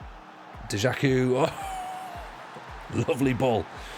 Lovely ball. Again, we're talking about this sort of like very simple football of get it, whack it, and then go from there. Much better. Ball over the top. Dejaku comes through. Nice little side foot, mind. Take that. Lovely finish. Lovely finish. Put Bailey right on for Alessi, actually. Great ball. Great ball.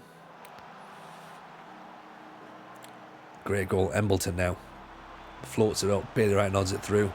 Evans. Ballard. Oh, it counts. I've got no idea how it's counted, but it has. I've got no idea how. Look at this. This has got to be tight, surely. What's going on here? Great volley. And it's only just over the line, mind. Only just.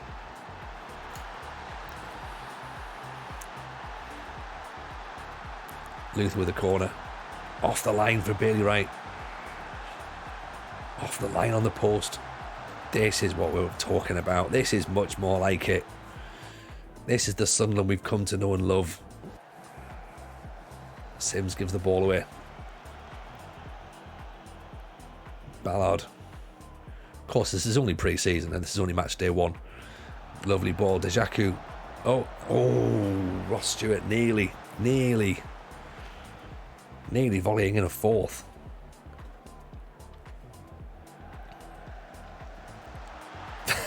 There you go. Ellis Sims does make it 4. No, it's offside though. Offside. You know what though? For a first pre-season run out, as I say, I'm not sure what the level of Chavez is, but I think we look all right. I think we've done decent in the second half. I think when we pushed on a little bit further in the second half, went a bit more positive, moved the defensive line up. We were threatening quite a bit. Even Ricky, how are you, buddy? Welcome. I mean, you can take a guess, really, to be honest, as to what happened at Arsenal. They eventually decided that we weren't really a great fit, and we were like, okay, that's fine, no problem at all. So we tried. We were valiant. We tried our best. It didn't quite work, unfortunately. Just missed out there on Ryan Thomas, sadly. So we're not going to be able to get him, unfortunately. But we've gone back to what we know. To be honest, Ricky, and we're back at the Stadium of Light. So I think we all feel better for that, really, don't we? I know I certainly feel better. Arsenal don't know what they're missing with a low block, exactly. There was a mention earlier, I think, by RC going, can we get Bello in? I mean, Bio, I don't know. I wonder if we could get him for like pennies, because he's not. I mean, what's he going to cost? He cost us £2 million when I was at Villa. So we'll have to see. I think he cost about £4 million at Arsenal.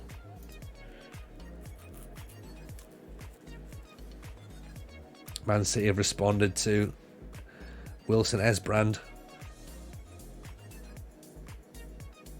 $2,000 a week wages. Yeah, get him in. Although, to be fair, I feel bad now because Kirkin with an assist there. So, set us on our way, didn't he? Sean Dyche wants the West Brom job. Okay, they're not going to play ball with him. We haven't got the funds to play ball. So Burnley have approached Nicky Butt as a technical director. Right, what does a technical director need? Okay, let's have a quick little look. What does a technical director need? Attributes. I'm going to Google this actually as we.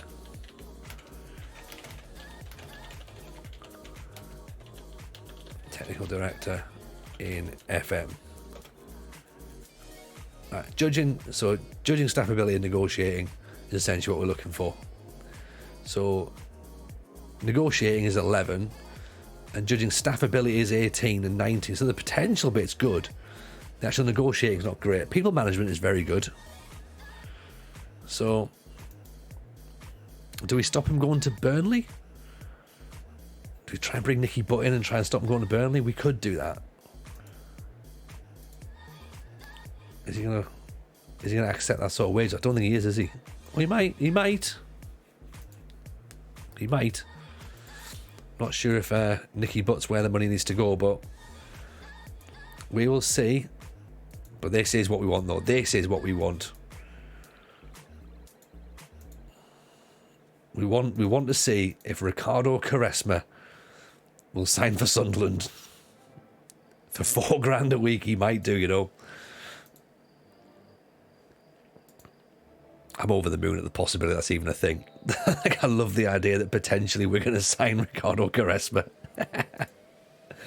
Oh Jesus, what am I doing? What about why did I even bother with Arsenal in the first place? I should have just come straight here.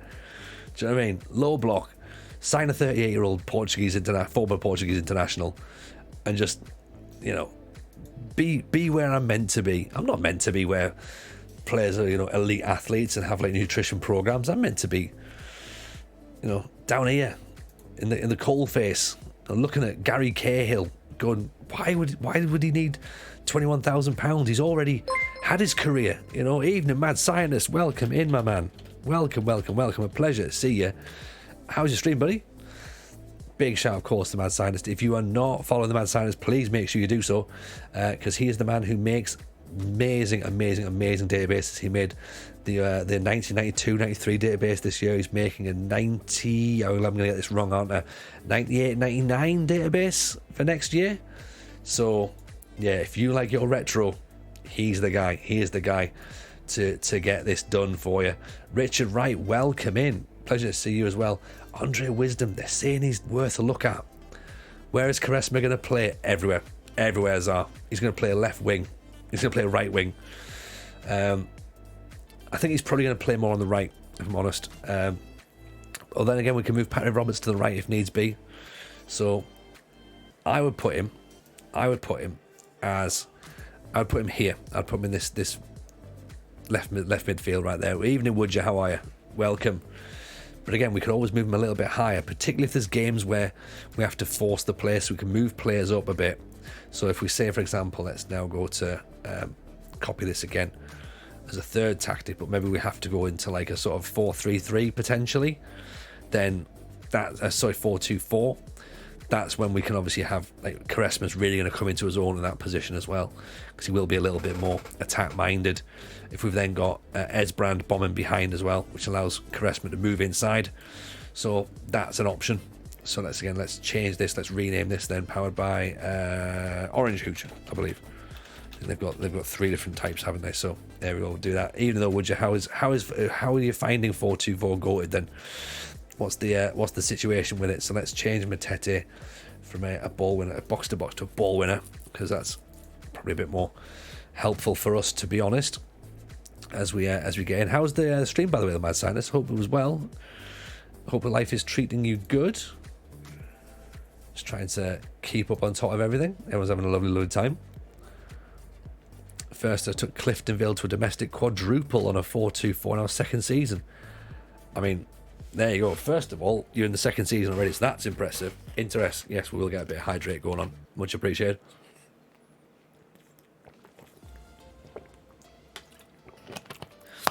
Then took Ostersunds to a top 5 during the transfer ban. Ooh. There we go. How is it all going? It's all going well so far. Are we enjoying the beta? I think we are enjoying the beta in a way. The beta might not be enjoying us, but we're enjoying it. Andre Wisdom, I think, might be someone we go and have a look at. I might try and do it. Bring him in. We sort of have some centre backs, and right backs, but I think he might be the guy that we can bring in, because Gary Cahill's too expensive, right? And he's acceleration 8. We've already got a centre back who's got acceleration of 8, and we think isn't particularly quick enough, despite the fact Gary Cahill is so much better. I still think that's going to be a bit of a concern. I think these are all too old. 39, 35, 37. Curtis Nelson's too expensive. Richard Stearman again, 34. Sol Bamba, 37. Like, no, we're not going to do that. We're not going to do that.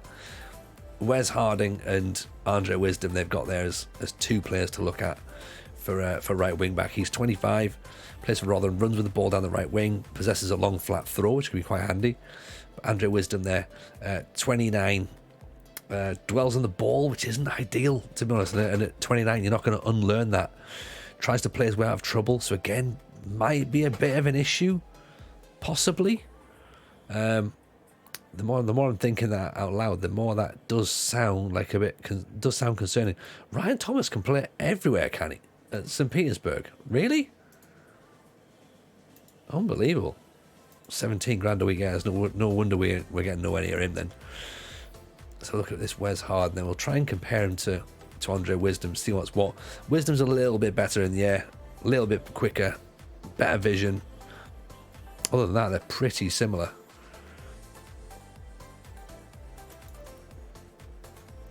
Wes Harding has slightly better mentals. Wisdom looks like he's got slightly better technicals, possibly. A tiny bit better physically. Better fitness. Tiny bit quicker. Bit stronger.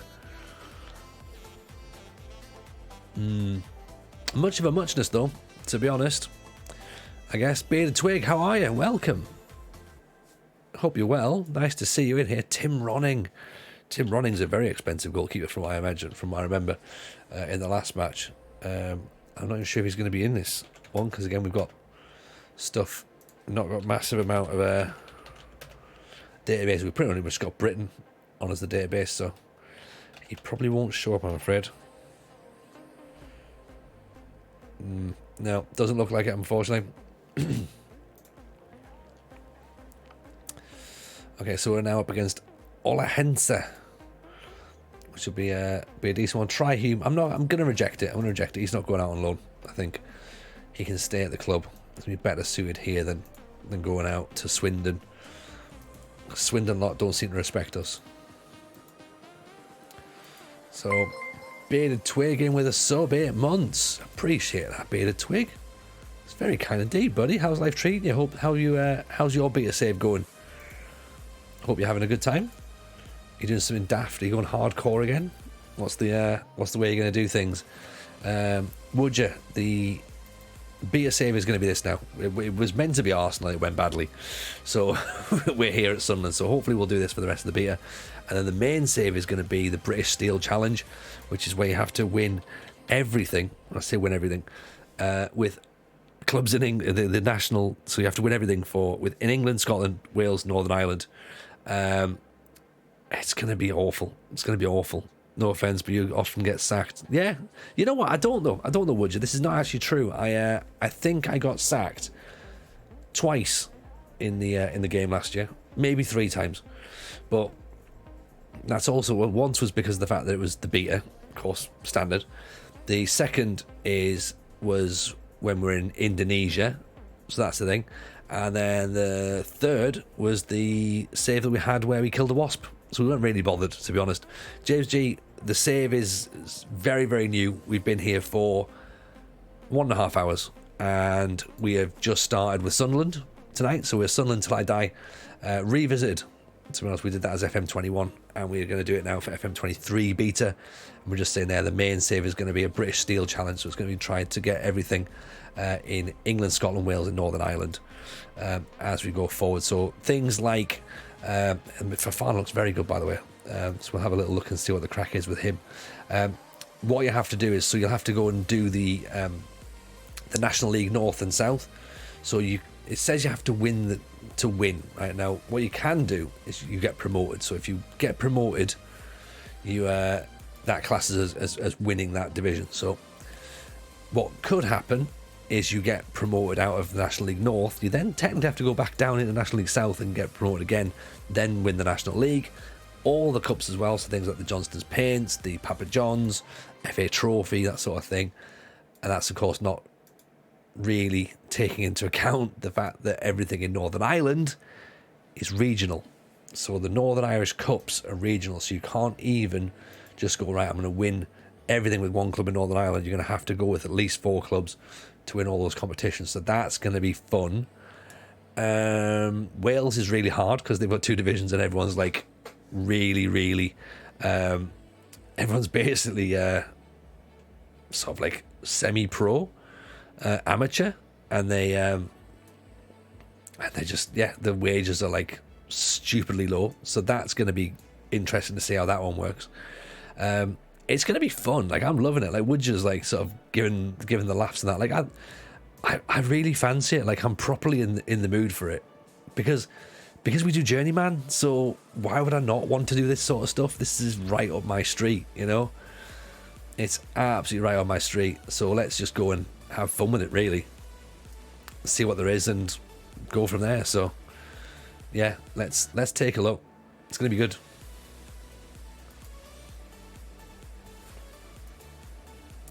Linfield isn't nearly as dominant as you think. Okay, that's interesting to know, because the new Saints in Wales absolutely are as dominant as you think. So that's hard work. But first season won with 5 games to spare. See, there you go. So it is possible. It is possible to do it. As Cliftonville. There you go. See, so it is possible. So that'll be fun. Wales, I love managing Wales. I think it's so much fun. Northern Ireland, I've not managed him before, so that's going to be interesting. And then, of course, Lower League Scotland is always fun as well. But it's only down to League 2 in Scotland, so again, not a massive issue. Don't have to do the Highland Leagues or anything like that. But I guess the ultimate thing is it's 32 trophies, or it's 32 things, essentially, that you need to win. Can you do a non-league road to glory? That is sort of what we do, really, to be honest. HRBFC, James. I play Journeyman, I play long term, I play lower leagues and stuff. That's my vibe. I don't like playing Premier League. I don't like doing glory hunters and stuff like that. So we've already set it down for the British Steel, so they will sort of have a bit of those non-league influences in there.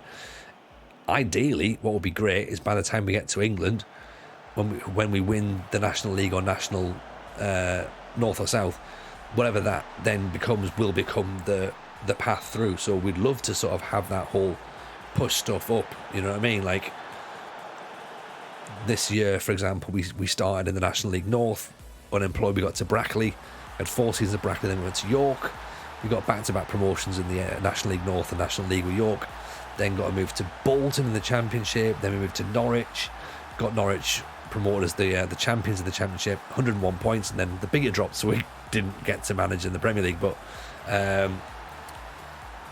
yeah, that's sort of how we manage it. We don't do like Real Madrid or Barcelona or PSG or anything like that around here. So even the idea of Arsenal was a little bit not really my vibe, but I thought, you know what, let's just do it because it's the beta, have a little look around. So to get sacked, I wasn't particularly fussed, to be honest.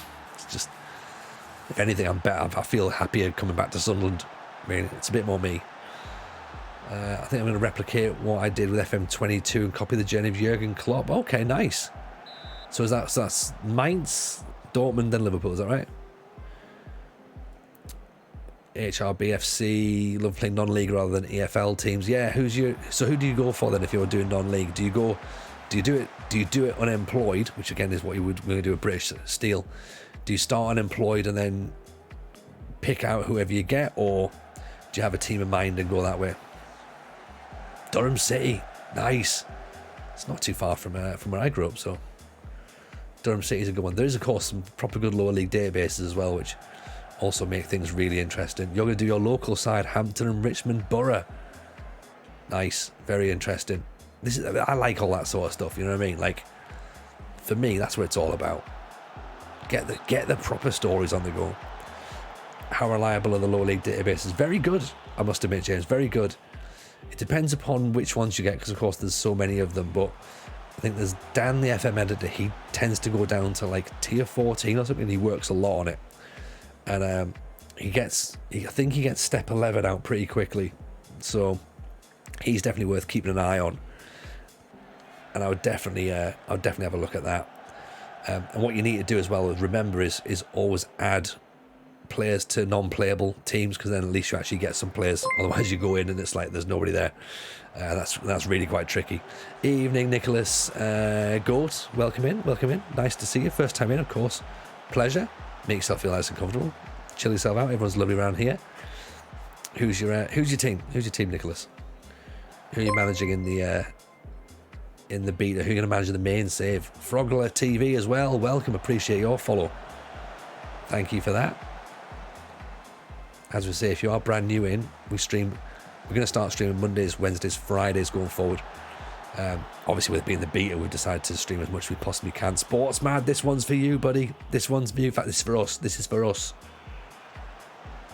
Back doing Sunderland till I cry. It's the only save we feel passionate about. Durham City are in awful form. Their Wearside League have already got a 100 goal difference. Really? Oh Jesus, Phil. That's not good at all, is it? We did a YouTube save with Washington, which is obviously my proper stomping ground, and they're not having a great time at all at the minute. But at least they're back to their original pitches, though. That's nice. I did think about doing that.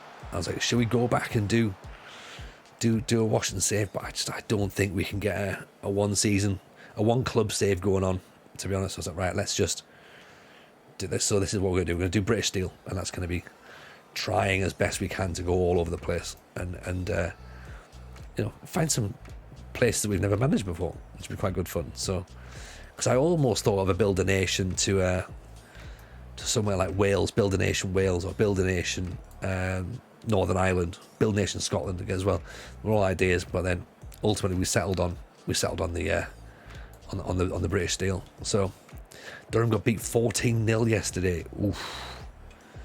Yeah, that's not good, is it? You're not happy with that, really.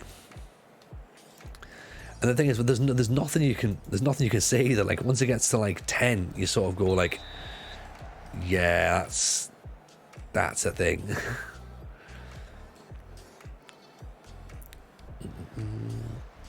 I've been using the databases, not knowing you're a streamer. My databases, I've not got databases, James. The guy called Dan, the FM editor, he's got databases. Mad Scientist also does databases as well, but he does retro databases, which are amazing.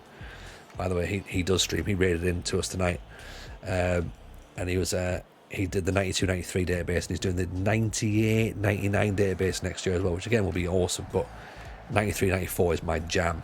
Like, Olivier Bernard is one of the higher up players at Durham. Yeah, he's there. I'd say what, Pascal Chimbonda played a lot of Northeast football as well. He played for Washington for about 2 weeks.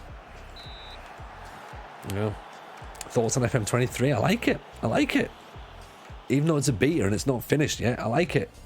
I think the graphics look a little bit nicer. I think the match engine plays nice. I think there's some great stuff for us potentially with with playing lower league football. The fact that the ball bobbles around a lot, players losing control of the ball, missing headers, it's all perfect for me. This is what I want. This is the sort of football I want to see. I don't want to see the ball glued to someone's foot while they're dribbling in Welsh Division 2, because that's not a thing. So I think it plays nicely. I think we've only really played it for about 3 days, so there's not a lot that we can see. There's not a lot I can see wrong with it right now.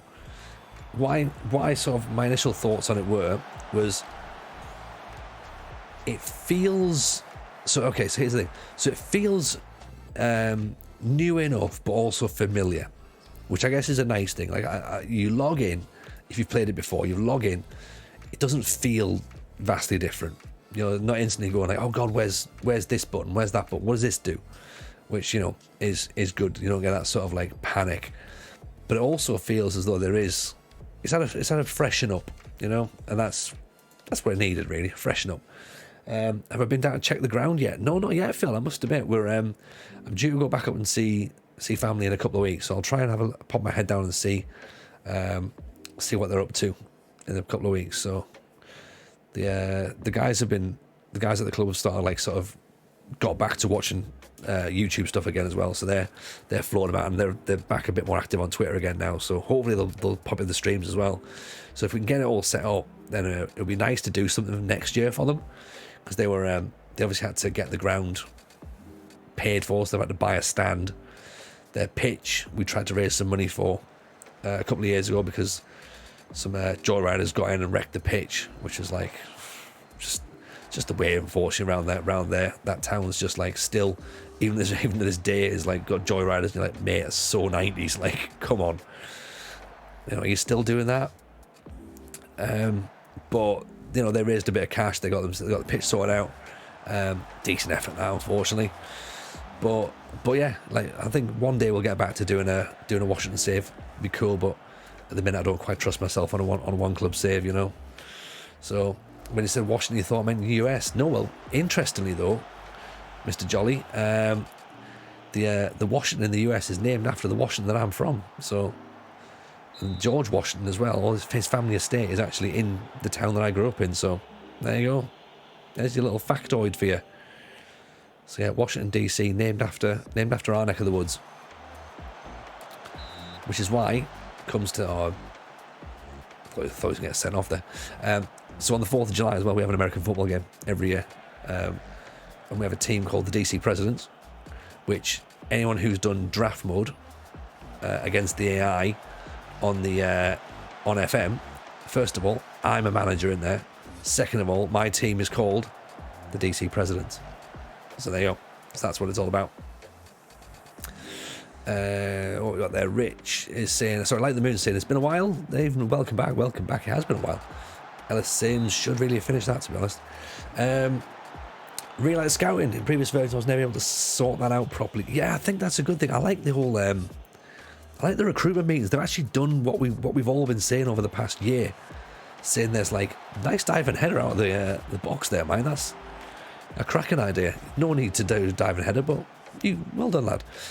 Yeah, I like the fact that the recruitment meetings now actually have a point and a purpose. Like before, it was just they'd turn up and they'd be like, "Yeah, should we do some scouting?" You're like, "Yeah, we should." The whole recruitment focus is really nice. I think the squad plan is nice. I think the longer you go in, I can see that becoming really interesting to sort of develop, and the more we get to sort of plan, particularly when you've got wonder kids and that, you'll work out who you can drop in as the sort of plan evolves. So looking at that next season after sort of usage, which at this moment in time we're probably not looking too far ahead of ourselves right now with it being a beta, but it's got potential. I think the supporters feature could be quite good as well, to be honest. I think if you've got sort of clubs who have a really vocal fan base, I mean Arsenal for example, then you know it could make your job a little bit more tricky. So I think it's got potential to be a good game, a really, really good game. So from what I've seen so far, I like a lot. Oh, this is not good, is it? This sums us up straight away, to be honest. Centre half already out for 2 months with a broken ankle. Brilliant. I guess that means we definitely have to get centre back in now, doesn't it? So Ryan Bennett looked pretty decent. He looked pretty decent. Sportsmad, Durham FC sorry, I've just missed that out. Sportsmad taking some doing, getting through the leagues. Yeah, it's going to be a heavy one, that, isn't it? It does feel like it's going to be a bit of a challenge, and not a challenge that sounds fun either. But yeah, at the same time, it sort of feels like something I'd be like, yeah, okay, Durham sounds all right. Rich, Sunderland, yay, I'll do a Sunderland save myself. As we know, of course, it's your team, we know that, Rich. Purchase FM23, but yet the player still too engrossed in Dortmund FM22. That's fair enough, man, that's fair enough. I'll be honest, I do like I do like FM22. So if FM23 plays like that long term, I think we're onto a good game. For Rich and for Sportsmad, even by the way to This Is England, I did see you there, but I was busy chatting away, so apologies, I did see you. Welcome in. Exploding Carrot says the match engine is definitely better. Also as well, we've got Mad Scientist is hosting you, and I thought he would be on by now. I thought he'd be on as well by now, but he's obviously gone. He's obviously gone, unfortunately. But Durham AFC drama makes me super hyped for that save now. Yeah, absolutely, would you? Does sound like it's going to be pretty good, to be honest. I'm going back a little bit, sort of reading it back through. Awful form the last match, of course, we've already said is horrific. Carrot is considering, while I do a quick little update on me throat here.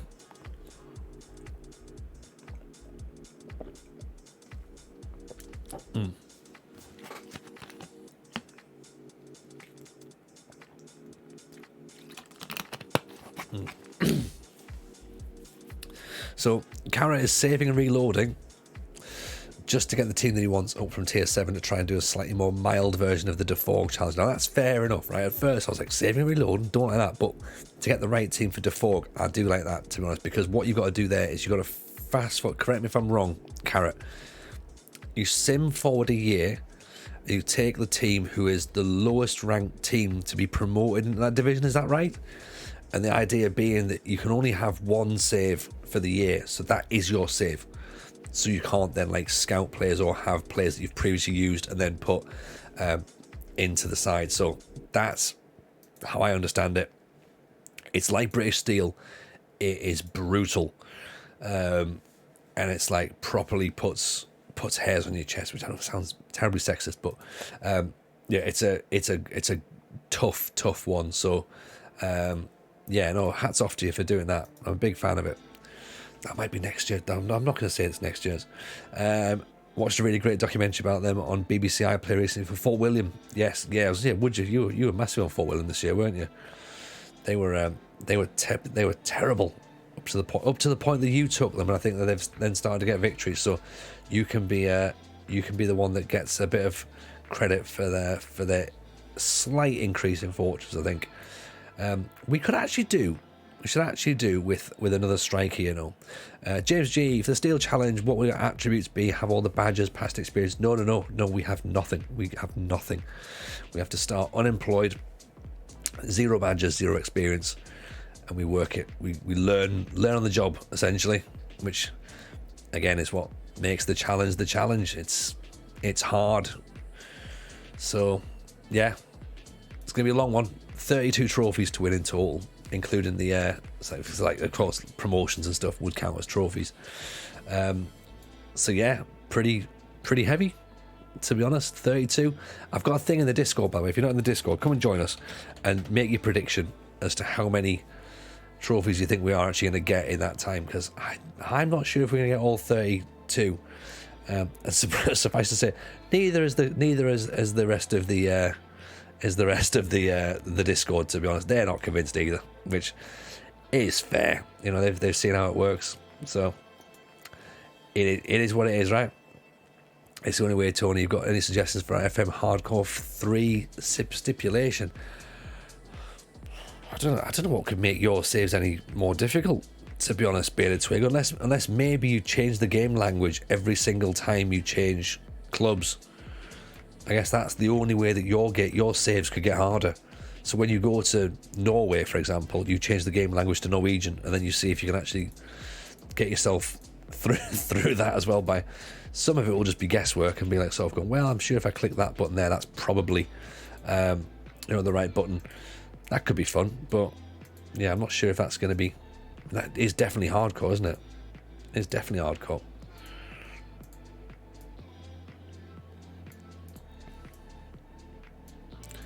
What are you thinking? Could be fun. That could be fun, actually. That is a popular suggestion, is it? Oh, okay. Currency. Oh yeah, currency would blow my mind as well. I wouldn't be anywhere near that. But I sort of think that the language thing could be interesting, because obviously there's that thing, of course, in the in all of the press conferences, like, oh, you know, you don't speak the language, and you always go, oh, you know, it's fine, it's not really going to be an issue. Football is a universal language. It is a way of proving that football is a universal language. Obviously, that doesn't necessarily mean it's going to be doable, but I think it could be an interesting one to do. So I understand why people are keen for it to happen.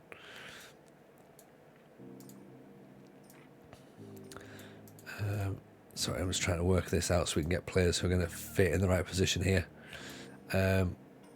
This is also going to be different because some players are going to move. Not move, but like they're going to be the wrong players in the wrong position. So, yeah, Danny Rose clearly isn't going to be part of that, is he? Who's that at the end of the edge of the box? Doesn't really matter. That'll be fine. Let's do that there. Yeah, so as I say, yeah, come and let us know how many trophies you think we're going to win. You just made FM Hardcore, FM Impossible. I've made it fun is what I've done. I've done Beta Twig. I've made it fun. Because remember, we did that on Game Blast, remember?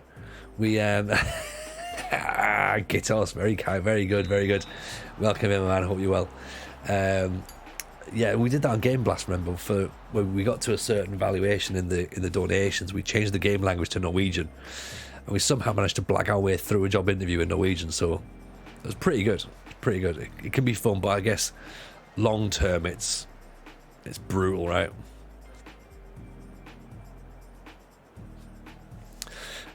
Should also remind you as well, by the way, that if you haven't already done so, the Football Manager show by The Athletic is out every single Wednesday as well, so come and hang out with us there, come and listen to that.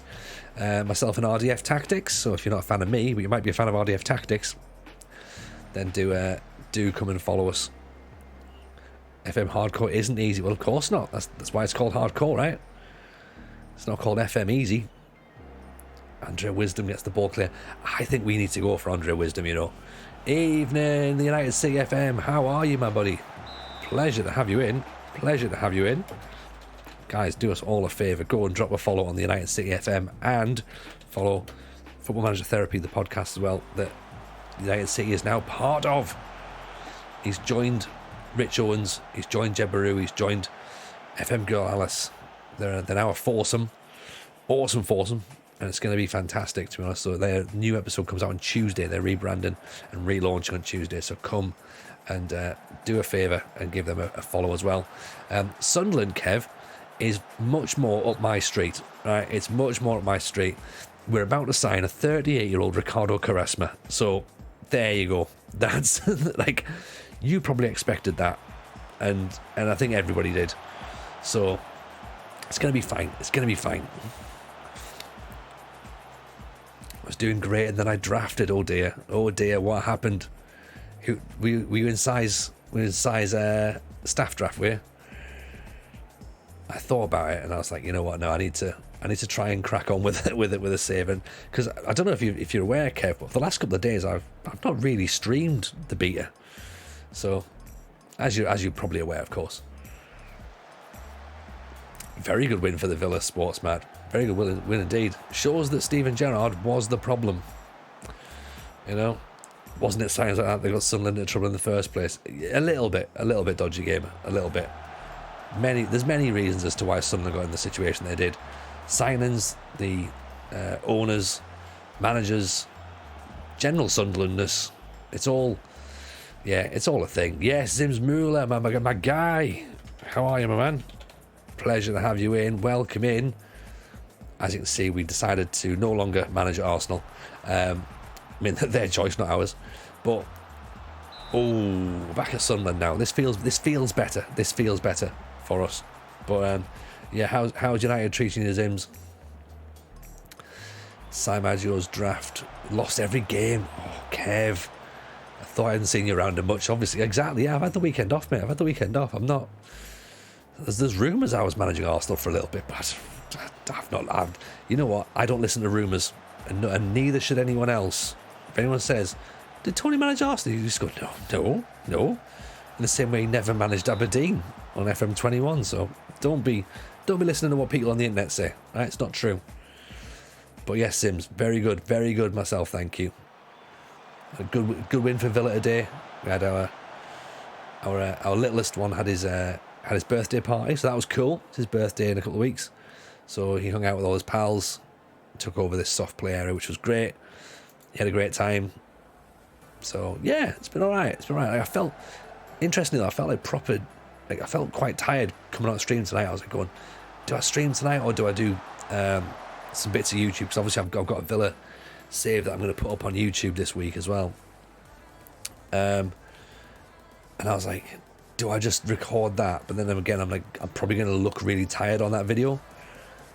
And then I was like, well, am I too tired to stream? And I was like, I don't know. But you know, there's just moments when sort of like, if you hit go live and it does sort of perk up a little bit. And yeah, we've sort of had a bit of that, to be honest, tonight. So I think it's worked out nicely. And everyone's been lovely, by the way. All new followers, and that's been great.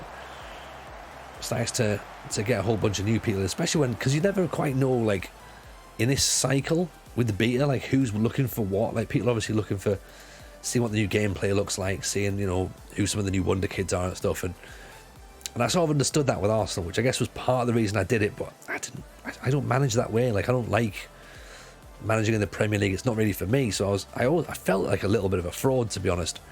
Sorry, obviously I wasn't in the in Arsenal, but you know what I mean. Like, so this for me feels a bit better. So I'm like, right, are people going to actually want to come and tune on this? And yes, is the answer. They have. So I've really thoroughly enjoyed it. It's been great. It's nice to sort of get back and sort of play the game back the way that I'd like to play it. A little bit more sort of like relaxed. Just, yeah, having a nice time, vibing. We're all right. We're good. You know, just tweaking a couple of bits and bobs. As I say, looking to sign players like Andre Wisdom, getting Danny Rose in on trial, all that sort of things that you can't do at a top level club. So, yeah, this feels a lot more like me. And 4-4-2 as well, Zims. Damn right. Damn right we've gone 4-4-2 as well. We've scored a couple of goals. Have been brilliant, like proper long balls up over from defence as well. So it's been nice to sort of do that and see that happening. So let's possibly, what happened to Arsenal? Hey, Kay, don't you come in here with all that bloody Arsenal chat. No such thing. No, look, this is how rumours spread, isn't it? Rumours of Arsenal managing. Yeah, it went badly. But yeah, nice to have you back in, by the way.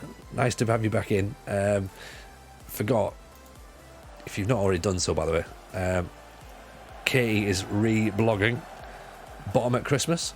So make sure you go and have a read of that, by the way, because it is a cracking read. So let me just quickly ping you the link up for it. Because she is one of the good ones. Yeah, there you go. Yeah, sacked again. Like the moon, appreciate the follow. Thank you for that. This is the thing as well, by the way. There will be people going, oh yeah, he's got sacked again. So what? So, it's the beta, who cares? And also, it's a game. Who cares? Nobody should. Just brush it off. It's part of football. It's part of the game, you know? You don't just sit there and learn the meta. Like, come on. We're here for stories. We're not here for success. Beta sacking is a tradition. It's kind of my thing. It's what you need to work as well. You need a USP, right? You need a USP. And the beta sacking is the way to do it. Gets eyes on you early doors. Anyone who opens a new game and can play it instantly and get the grip of it is just showing off. Yeah. Or they're still using the tactic that was working like really hard the last year. So why would you want to anyway? Why would you want to win the game in the beta? Do you know what I mean? Like, I find that really bizarre. Because you're sort of going, well, what have you got for the next 12 months? This is it then. You know, and there is going to be people who, you know, go great and can win everything, but fair enough.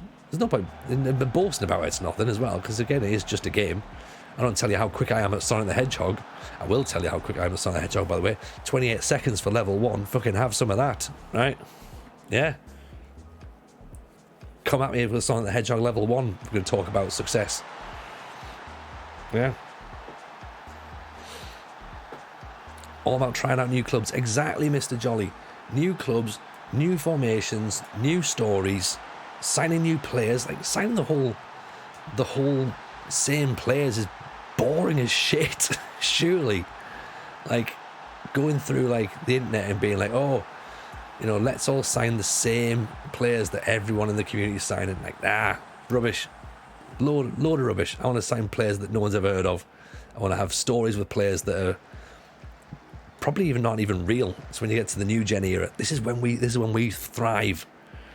Never heard a man brag about his success on Sonic, but it's just as ridiculous, isn't it, James? Of everyone going like, oh, I've won a title in the beta. It's daft. I'm a 42-year-old man. I shouldn't really care. I've got bigger things to think about in life, you know. Endrick Love is boring already. Exactly. Like, oh, can you look at this player? Like, look at Endrick. Why? Like, we had a thing last year. Obviously, with the whole Newcastle takeover. And in fact, it's even here, right? So when anyone came in and said, oh, can you tell me what Newcastle's finances look like? That made sure it was a command straight. I was like, nah. No, because what's the point? Do you know what I mean? Obviously, the whole takeover was the reason I said no, because, you know, morally it's the wrong thing, and you shouldn't really be proud of a set of owners like that. But I was also going, nah, boring. Can't wait to start my Basford United save when the full game comes out. Well, this is the thing, Jolly. I can't wait to start my whole British Isles thing, because British Steel, because the whole, you're gonna get sacked on that. Of course you are. And it's long. It's a long-term save. So things like the beta is just sort of getting in the way, really. They're going to be 2 seasons max, possibly. It's not really going to go anywhere. So it's just a case of finding your feet a little bit, working out how the match engine plays, looking at how scouting works now, which looks great, by the way. And then sort of being like, okay, cool. Oh, isn't it nice that there's loads of like licensed leagues, kits are there, so we don't have to go worrying about trying to find new kits. And yeah, and we're away. Getting excuses ready for future sackings. There'll be sackings. There will be sackings, James. Don't worry. But that's part of football. If you're not getting sacked, what are you doing? What are you doing?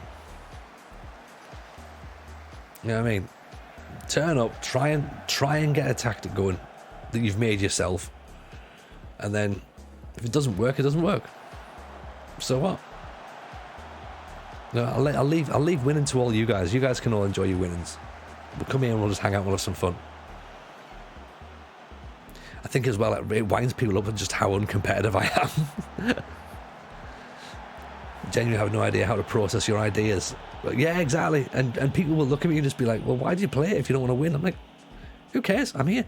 I'm in the entertainment business. This is, do you know what I mean? Like, I'm a stand-up comedian. Like, my show wasn't about, so my Football Manager show wasn't about me being brilliant at the game. It was about a story of the game. It just happened that we had a tiny bit of success in that save. There was then a moment in it where we sort of fast forward a few years, like 50 years I think it is. And I remember someone shouted out during the show, oh yeah, but you've lost a game. I was like, hang on, do you think the show is me coming round different venues around the country and trying to tell you how good I am at Football Manager? Is that what you think the show is? Like, mate, you've massively misunderstood what's gone on here. And I found it really bizarre. I was just like, no, I'm not here to tell you how good I am at the game. It's because I'm not. I'm here to tell you a story about what the game means to me and what the game's done to me and how I've processed all that. And on stream, again, I certainly don't profess to do anything. I say there's two ways of making content. You can either make content that is going to be educational, okay, so as in you're going to be winning and being able to explain why you're winning, breaking it down and going, right, okay, so this little nuance here is going to do this is going to do that, and then you're going to win. Or there's entertainment, and you know what, I'm team entertainment all the way. That's for me. That's what I want to do. Why would you want to win? It's all about style. It's about flair. Exactly. I'm not saying there's the boring way of quarantine. I'm just saying for me, like, I'm about to sign a 38-year-old Ricardo Quaresma. That's the thing. Do you know what I mean? Like, Grubic, straight in there. 7 months on the prime. Team relatable, says Gitos. Now we're talking. What if I can do both? Yeah. If you can do both, then I'll watch you on stream, would you? I'll watch you on stream, but I'll probably be bored of it after a while, just watching you win all the time. But I'll do it. I'll have a watch. Yeah, Tony's flair 19 for sure. Absolutely. Consistency 5. That's what I want. I'm going to try an overhead kick. Sometimes it'll come off and it'll sail in. Like, this is the thing. This is me as a real footballer, okay? And I'll tell you this is a little story, okay? As a real footballer, when I was at school, okay, I genuinely scored a goal from the halfway line on a half volley before. Right? Keeper clears the ball up from the goal kick, okay? I rolled the defender who came a bit close to me, he was going to go for the header, and I'm like, I'm not going to head the ball here. So he came from behind, I sort of rolled him a bit. Ball went over his head. It bounced just on the halfway line-ish, and I ran it and I just volleyed it, caught on the half volley, and it flew straight in the top corner. I had no reason to take a shot from the halfway line on a half volley, but it flew in the top corner. I was like, whoa, okay, that's cool. Later in that match, I missed a shot from about 4 yards. So this is This is what it is. Do you know what I mean? It's just not a great goal scorer, but a scorer of great goals. That's what they say, isn't it? But yeah, all or nothing, Grubic. Exactly. Sometimes it's nothing. Most of the time, it's nothing. To be honest, King Woody. There you go. In with the follow. I appreciate that. Flair 19, consistency 6, ambition 1, pressure 20. Yes. Less notepads will be sold, James. These bad boys. I know. We're saving trees. We're saving trees around here. That's what we're going to be doing. The dodgy game, all the story for me as well. Love the start in some random league. Earn my way to the top in the Europe by 2043. Exactly. That's what it is. Bit much mate in there with a follow. Well timed. When I was doing insane runs with Cliftonville, I was having the time of my life playing with terrible players who were clutching as fuck, demolishing teams in Ghent, Ghent with a 4-2-4. Yeah, and that's cool. Like I said, there's certainly no wrong way to play it. Play it how you want to play it. I just think that for me, I'm like, who cares? If we get a bit of success, great. If we don't, that's great too. As a disabled kid in mainstream school, says United City, I scored 1 goal in football. It was stood in the 6-yard box with a corner. Came in, hit me and went in. To be truthful, I felt kind of sorry for the keeper who never lived it down. Kev, totally stick you on near post corners, right? Absolutely would. Sports mad, steel challenge are toughie. Think I'll do an iPad on the mobile. Not a full fat FM guy due to time and work, but I love listening and watching, hearing a bit of a chinwag. There you go. That's what it's about, see? Relaxing after a toughie with 30 kids in my class is a winner on your mental health. It is a bit. And that's what this is about. This is all about just winding down, chilling out. Everyone's got life. Like, don't come here and what the worst thing that could be, right, and this is not obviously not me at all, is coming in and being like, oh god, look at him winning all the time. Like, oh, I wish I could be like that. Like, you might feel bad if you like such a thing. Oh, I wish. Oh, he's so good at the game. Like, how does he not know? Like, how does he not lose? Whereas, of course, you're now watching this going, fucking hell, this guy hasn't got a clue. Like, my thing is always going, like, you shouldn't, like, yeah, don't ever want to be me. Like, just, I'm meant to be the guy that everyone goes, oh god, at least I'm better than him. You know what I mean? Like, and he's making a living out of it. Like, what's this all about? I don't know. But you know what? Doesn't really matter. Ricardo Quaresma is in. Yes.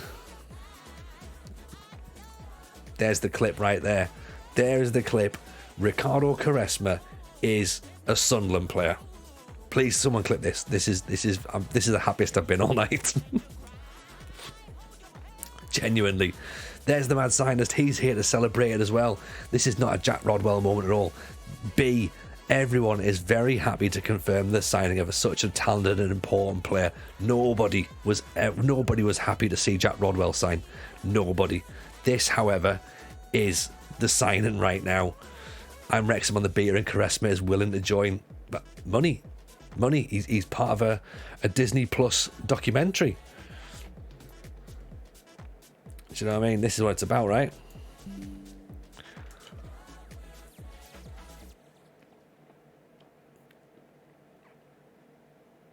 I mean, I'm a big fan of this. Anyone who knows me knows how much of a big fan of this I am. It's going to be great. Why would we not sign a 38-year-old player? Is this going to be clips that precede unfortunate events? Possibly United City, but you know what? Let's just get it done. Yeah, any club can sign Quaresma on day one. Maybe they can. How much are we paying him? $4,000. Paying him $4,000 in wages. So not a lot, to be honest. Stephen Dean, appreciate the follow. That's very kind. Look at this though. Look at this. 18 for corners, 20 for crossing, 18 for dribbling, 18 for first touch, 16 for passing, 18 for technique, 16 for vision, 20 for flair, 7 for work rate. He's not getting his boots dirty. Granted, he hasn't got his pace anymore, but he's still fit. Perfect. Uses the outside of his foot, dwells on the ball a little bit, tries tricks. The dwelling bit is not brilliant, but tries tricks, hugs the line. Wide playmaker. Why would you not want one? Do you know what I mean? It's like Sunderland when you get that winning days like that at Wembley, makes it much more fun. Quaresma, £48,000 at the stadium night for hoofball into his head and he scores from a set piece. Sportsman, like, you know right now that if this was real, there's already a line outside the club shop trying to get Quaresma jerseys, right?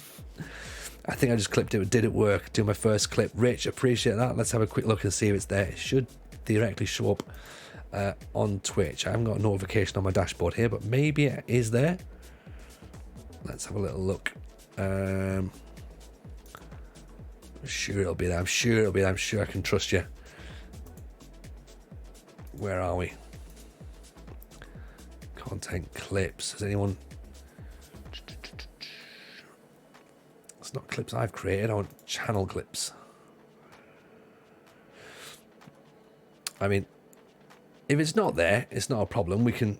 There you go. TJ scoops Quaresma from Sunderland. That's the one. Yes. There's the clip right there. We have a look. The clip. Ricardo Quaresma is a Sunderland player. Perfect. Perfect. Appreciate you, Rich. That's wonderful.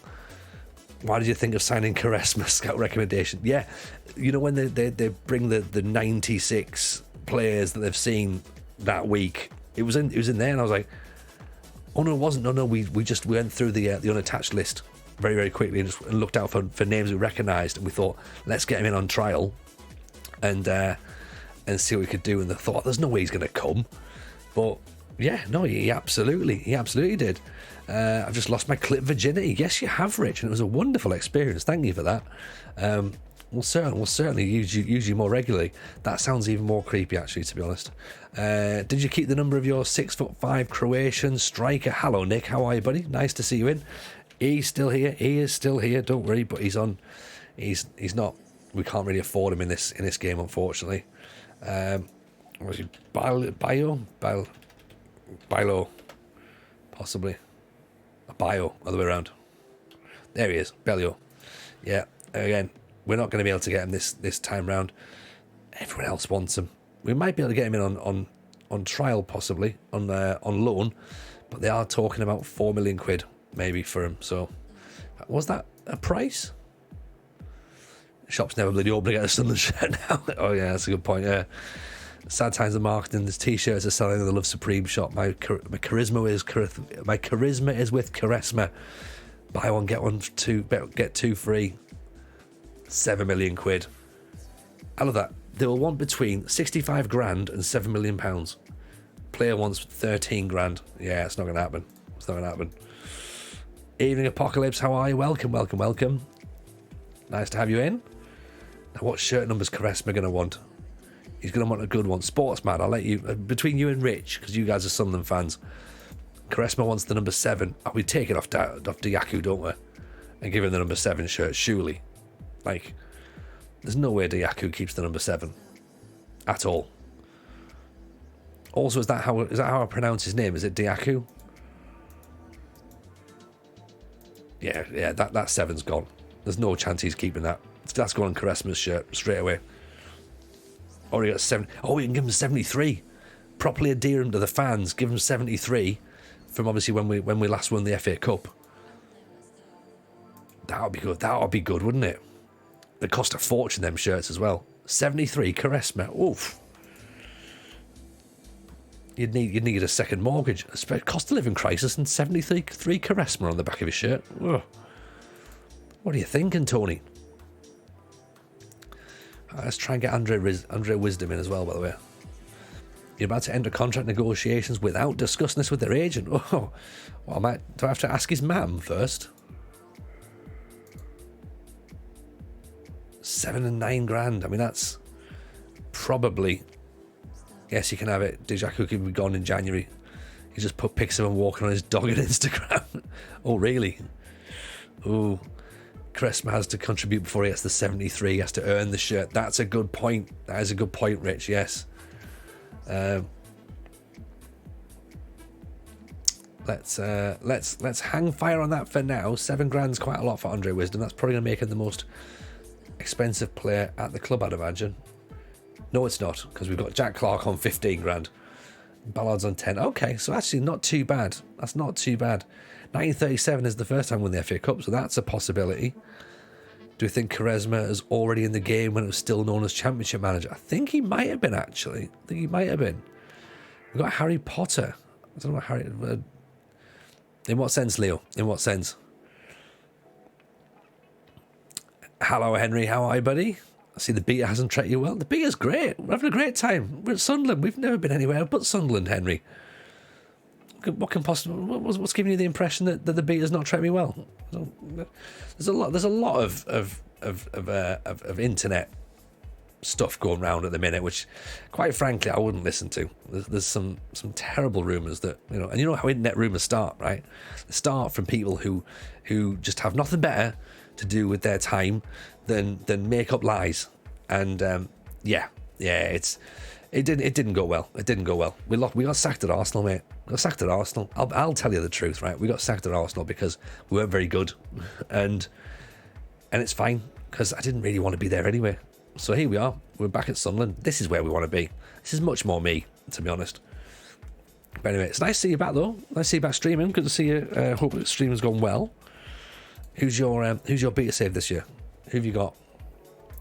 Quaresma probably was in the game very early. At some time considered him superior to Ronaldo 7. I think he would be... I don't know if he's been in the... I don't know if he'd have been in the original. Certainly not the 92-93. Well, having said that, 38. No, he probably wouldn't be, to be honest. He would have been...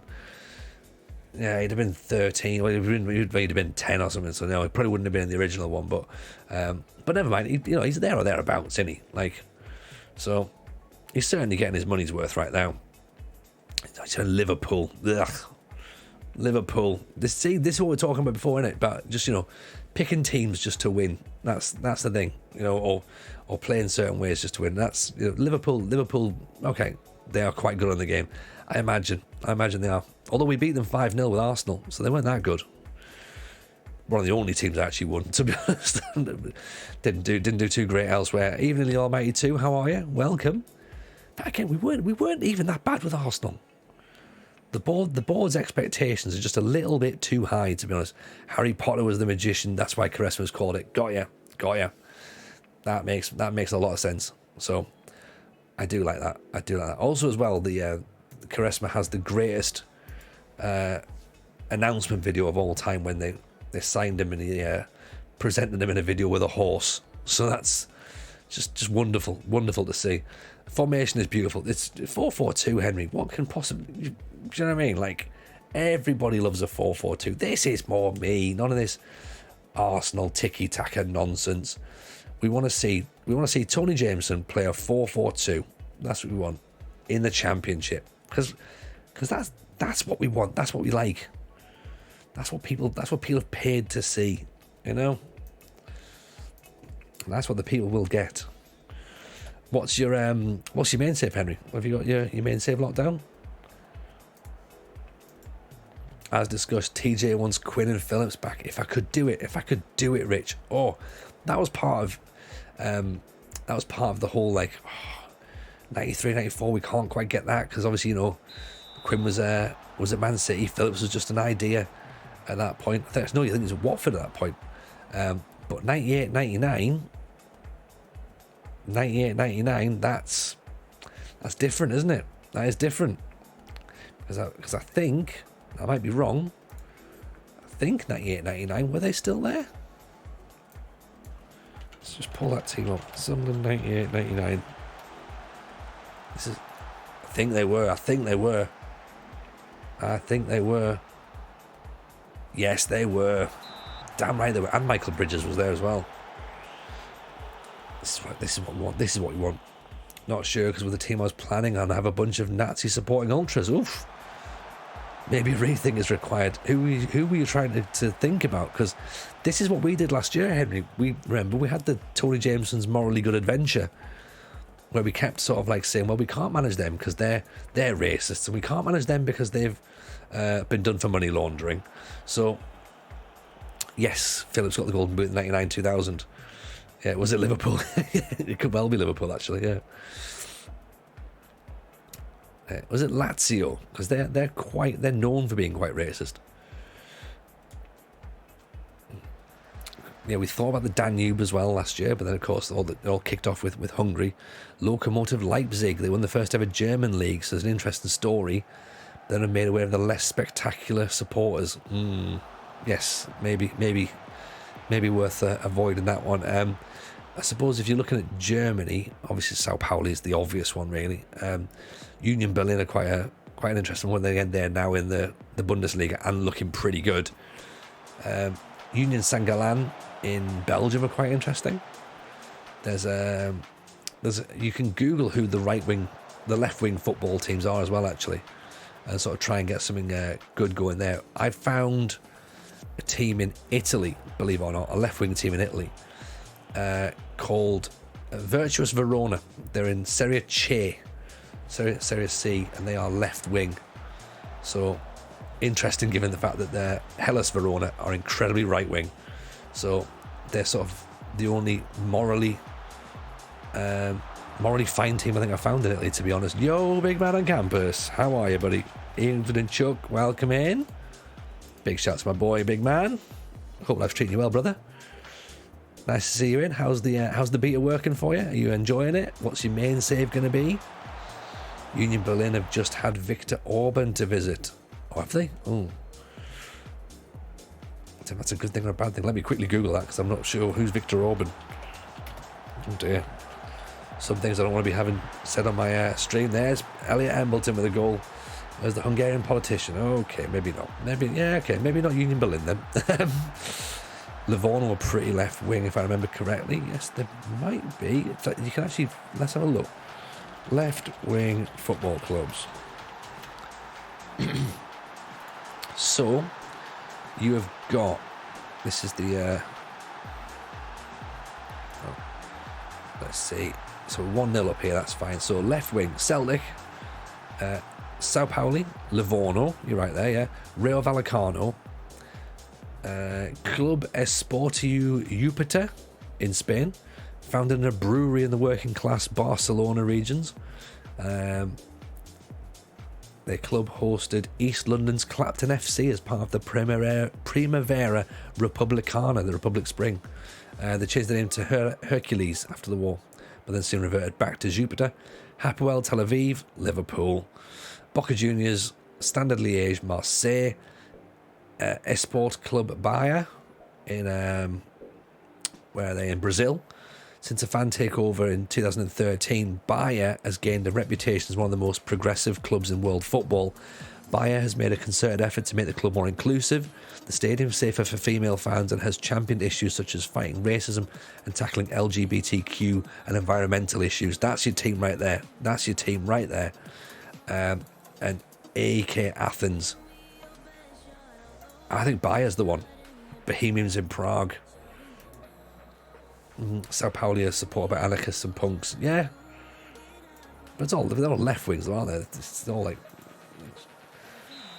it's anarchists in a sense of they question the norms. Bohemians Prague's a good one as well.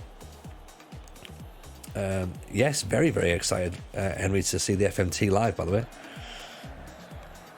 It's going to be good, isn't it? Like, sort of, everyone's going to be putting names to faces and that, and people. What's interesting is I'm going to meet Rich for the first time, because I've not even met him in real life. So I've done a podcast with him for about 6-7 months, and I've never met him. I've met the fella. I'm going to have to be sat next to him now on a chair for a podcast I'm not even part of anymore. The United City's now part of it. He's having a great time. So yeah, it's going to be fun. It's going to be really, really fun. Did mean that in a positive way. I thought you did, CK, but I just had to double check that was exactly the way. I thought that's what you meant. Ahmad to Embleton, good save. We're looking pretty decent. We are flagging a bit up front. Stewart and Sims are really starting to get tired, and we don't have replacements, to be honest. Formation Challenge might be playing as a left wing team because of the political affiliation, refusing to play a right midfielder or a right winger. I like the idea. Great atmosphere at the ground on yesterday, although sad to hear Burnley fans chucking missiles. Oh shit, that's not good. Like, what are they playing at? Bunch of knobheads. Like, do you know what I mean? Like, just go to football and just don't be a knobhead. How difficult is that? Do you know what I mean? I don't get it. I don't get it. Don't get why people would turn up just to, you know, cause daftness like that. There's no need for it. What'd you get out of it? Nothing.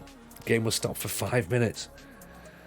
But again, though, this is like, look, I'm not going to defend anything that because you can't defend it. But putting the away fans above the home fans was a stupid idea. They used to put them in a corner out the way, but putting them directly above is not clever. Really not clever. Does Sociedad still have their only Basque players rule? No, I think Sociedad allow you to sign from anywhere. Bilbao obviously still have the Basque rule. They very much have the Basque rule. But I think Sociedad allow you to sign from anywhere. I could be wrong. But no, Bahia in Brazil. That's your team, Henry. Do that one. Do that. Go and do Brazil.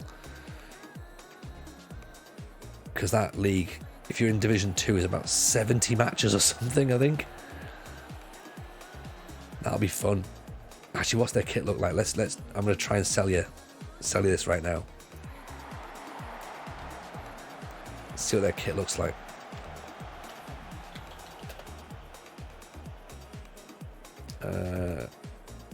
It's all right. It's okay. It's not the best kit, but it's reasonable, mind.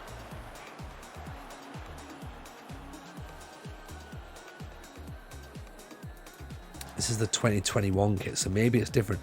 But these are called eSport buyer, so I'm wondering whether or not they've changed or not. Actually, oh, you know what? I quite like that.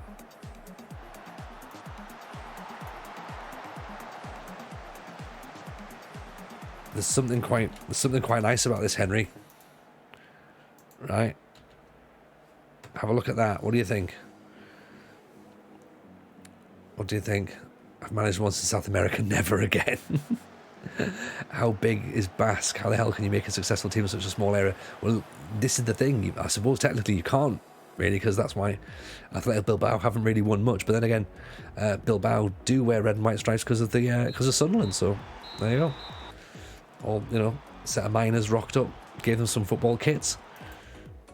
And there you go. Away they were. Could be swayed, added to the list of potentials. I think you should.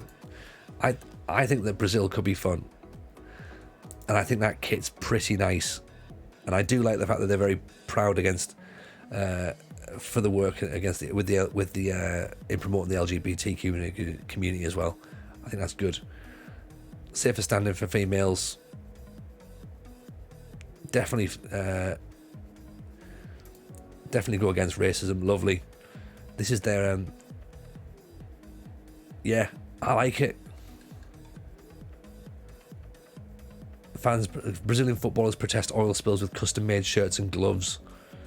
Nice. They're based in Salvador, the only club in Brazil's northeast region to have won 2 national titles. Enormously popular despite being hamstrung by poor leadership. There you go. Peak of mismanagement. This is all good stuff. Club were refounded. Yes. 3rd president since the fans took charge. All this. The first attracted media attention during Black Conscious Month last November when the team took to the pitch with the names of 20 historic black Brazilian leaders on their shirts. Women's Month is in March and Children's Day is October. We try not to get stuck on those. We try to dribble around them. We want to talk about the women's cause all year and LGBT issues, not only on Pride Day. Brilliant.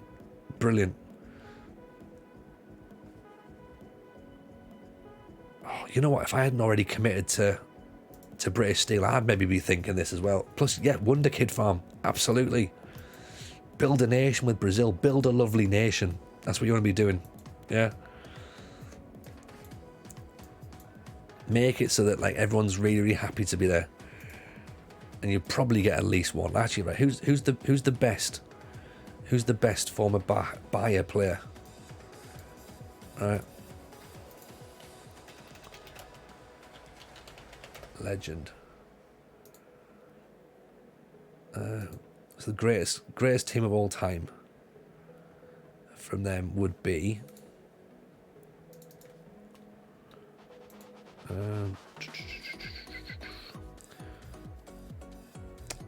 Who have they got?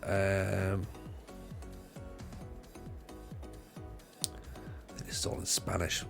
Portuguese, sorry, I can't read Portuguese. Let's translate that to English.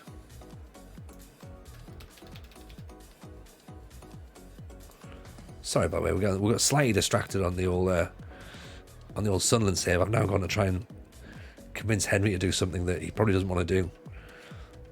But I've figured all this. But I'm like, oh, this sounds fun. It sounds lots of fun. It doesn't say who their most famous players were. I'm sure you can find that out.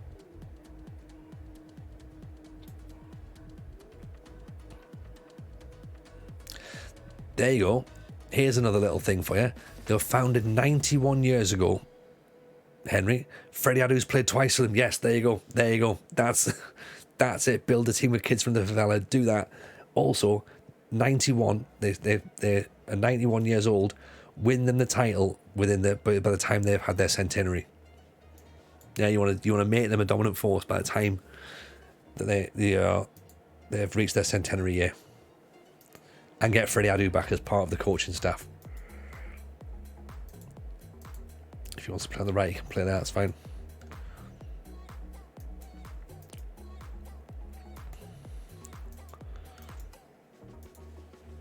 I love this story already. Like, this is going to be my favourite save.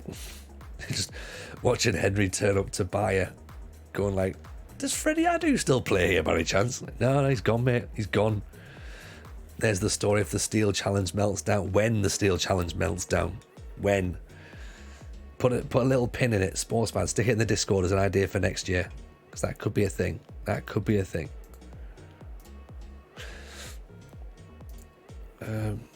Andre Wisdom. Should we go for Andre Wisdom as well?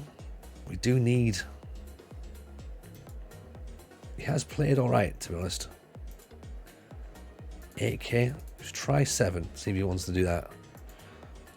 Getting a little bit towards the top of our budget though. Where's the strikers?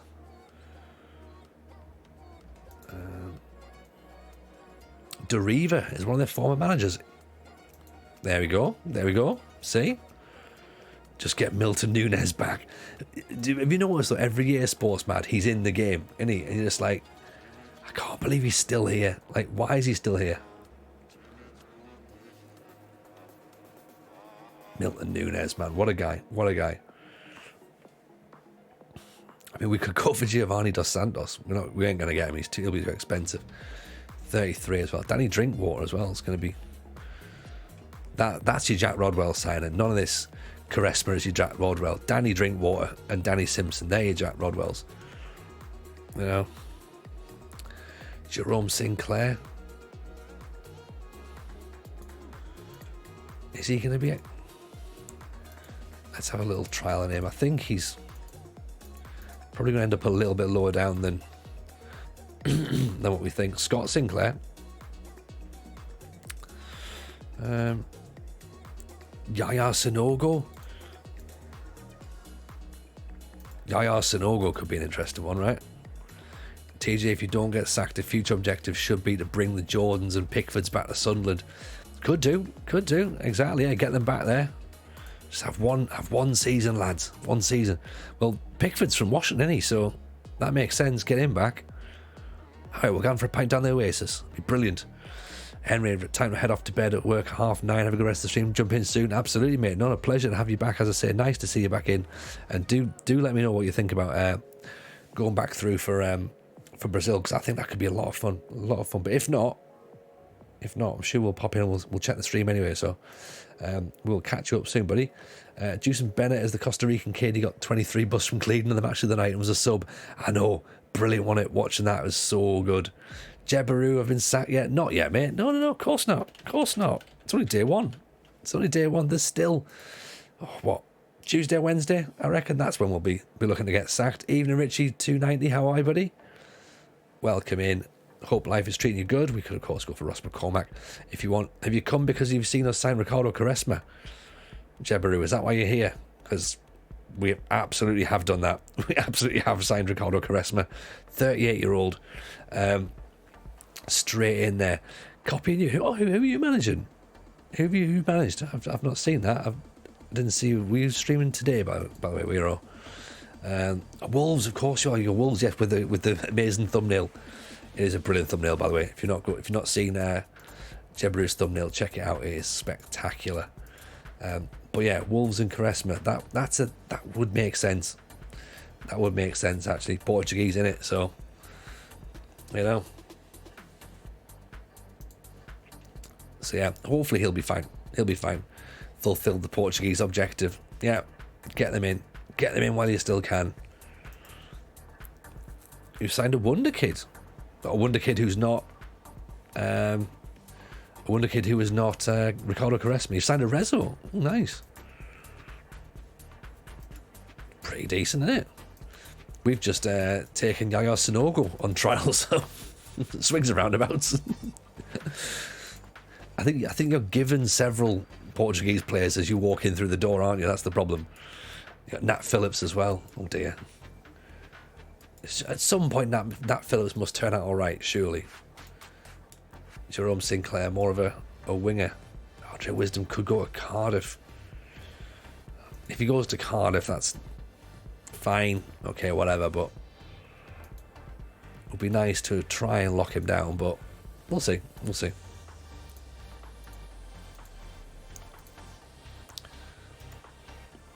He got sent off after 10 minutes in his debut against City, 2 foot off Haaland, just bounced off. Did you see the clip? Let's see if I can send this to you. Like this, we got this clip last night from Danny Emu, who was in the chat. Right, this happened on his game, and it's brilliant. Okay, this is insane. It's obviously there's like the collision detection's what's made it flag up, but it looks great.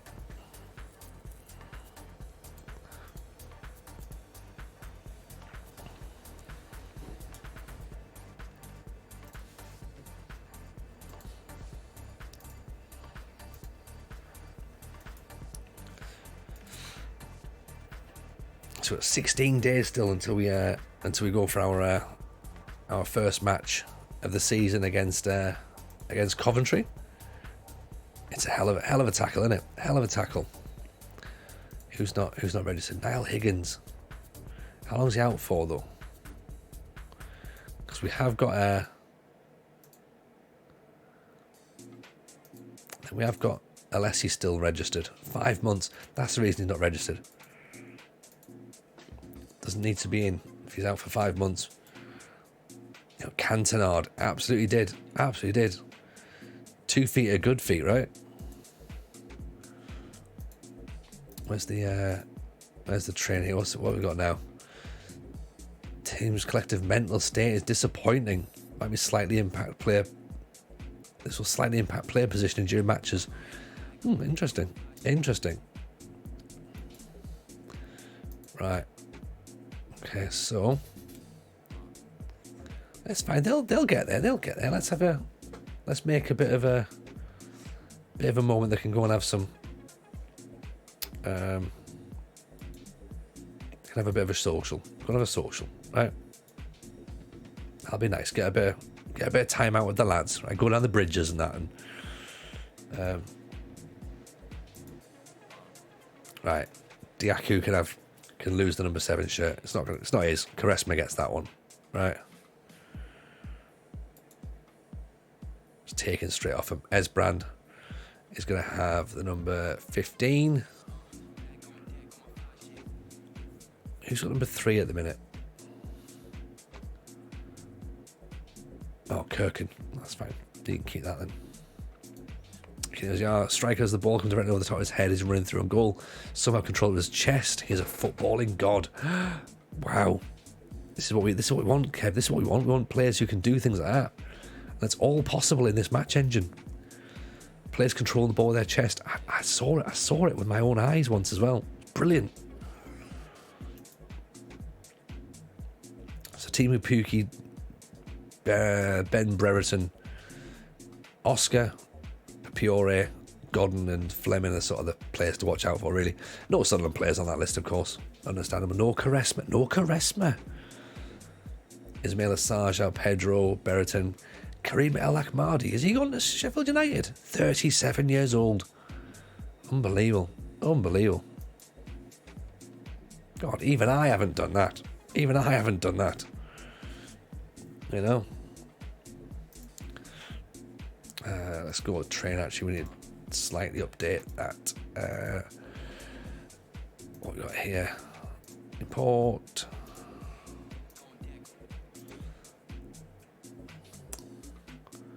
Up. Training. We want first team. So we'll do with technical familiarity. Let's put with technical familiarity in. Get them up to speed with that. Although they seem to be doing all right with it so far.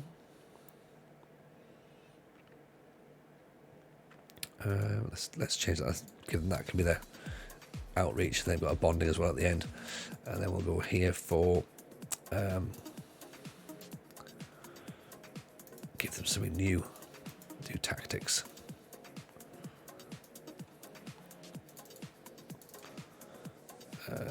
So we want to go for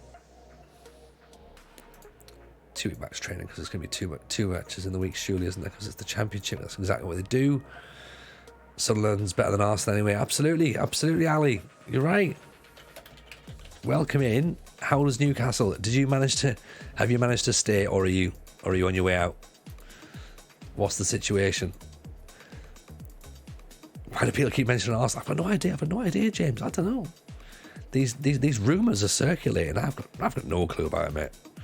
None at all. You've survived. Well done. Well done. That's more than some of us. More than some of us have. How many board meetings was that then? Was it 7? Was it 7? I think you posted it. Was it? Sure, it was something like that.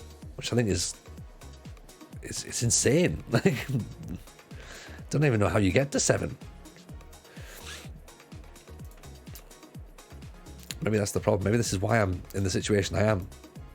I'm not committed enough to get to seven board meetings. And I've given up by that point. I'm just like, look, if you don't want me, that's fine. No worries. See you later. You know, I'm on my way out. Thanks, boys. But yeah, I don't need that. I don't need that in my life. You know.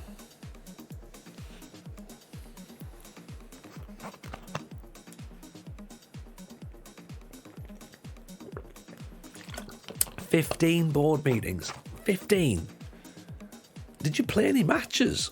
Like, surely if you've had 15 board meetings, there's only 34 games, isn't there? Like, mate, that's ridiculous. Like, and the thing as well is, you know, the Newcastle board. I mean, I've got my opinions on them, right? I wouldn't be going into a meeting with them anyway. I'd be like going, no, we're not having this conversation, right? You know, don't you go telling me what is fair and what's not fair. I'm ignoring all that. I've not had 15 meetings all season. You know what? I don't think I had 15 meetings last year either. Sampdoria, that'll be the one. We may have done that. We may have had 15 meetings with Sampdoria. But apart from that, though, I don't think we've had 15. 15 seems a lot. Sure, it wasn't just one very long meeting in which you kept falling asleep 15 times. That's a possibility. That is a possibility. Just waking up with a cold sweat going, am I still in this meeting? Meeting after every game you lost. But this is Newcastle. Like, they shouldn't be expecting to win games. You know? You know, I know they you know, murder ball and everything, but still, you can't just suddenly expect to win everything.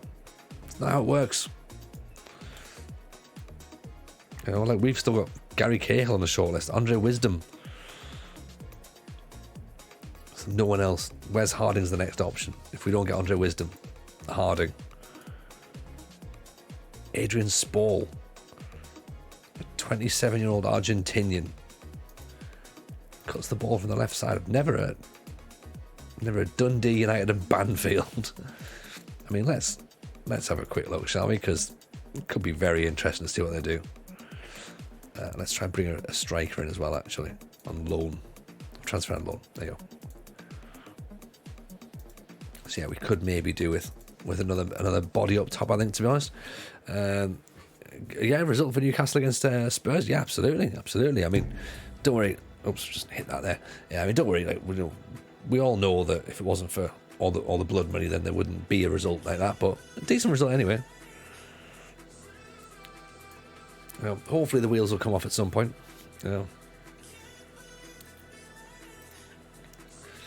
But at the minute, it doesn't look like it. Looks like they're going to keep going. So, be interesting to see what happens with the World Cup, though, as to whether or not that sort of like, just like changes the dynamic or what. Obviously, when you get that thing where Arsenal are going to go in for Bio. I told you, didn't I say? I said this was the guy to sign. So let's hope that Arsenal sign him and we can get him on loan. Then that'll be perfect. There's your narrative right there. There's your narrative, right? See, we signed him, and now the game's like, oh, Jameson signed him. And of course, he's a brilliant idea, this fella. West Brom are going in for short hire. Improvement in Wisdom's deals.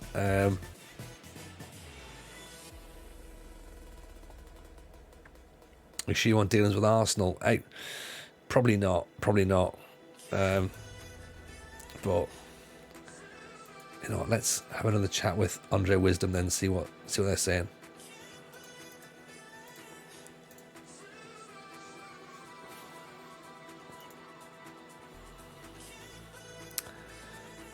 What we're saying in Sportsman and Rich? Would you go back to the roots of Peterborough? We could do, Yakiza. We could do. Yeah. Get RJJ back in. That could be a thing. Rich and Sportsman, what are you thinking? Are we going to go for Andre Wisdom? Let's have a look at Jay Jones then. Is our boy doing it? Look at this, finishing this. Ooh, already green on acceleration. That's one. Also, where's Louis Barry? Is it? He'll be at Swindon, I'm guessing, is he? MK Dons.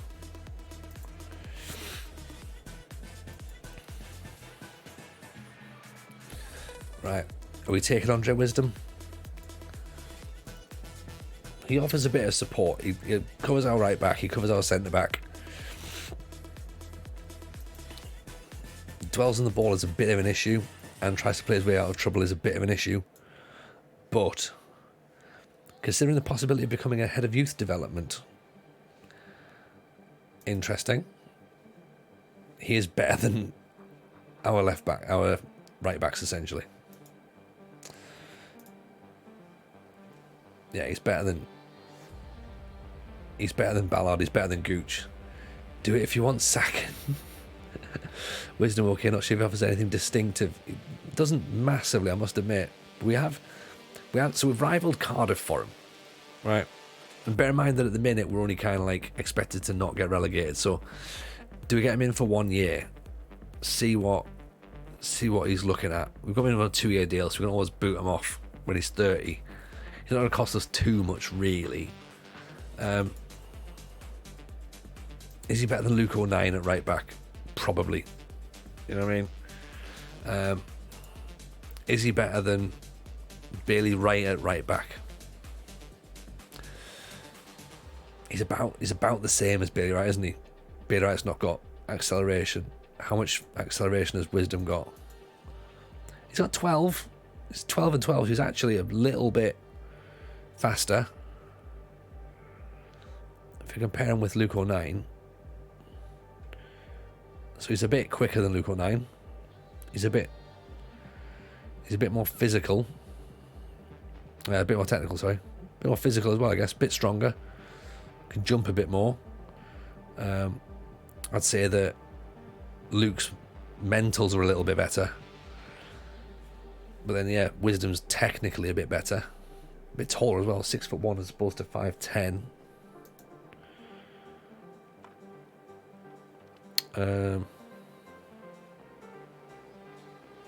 Because Luke O'Nien plays everywhere, really, doesn't he? Opportunity for retraining. Versatile. Leading League One player as opposed to Luke O'Nien as just a good League One player. Doesn't like the big matches.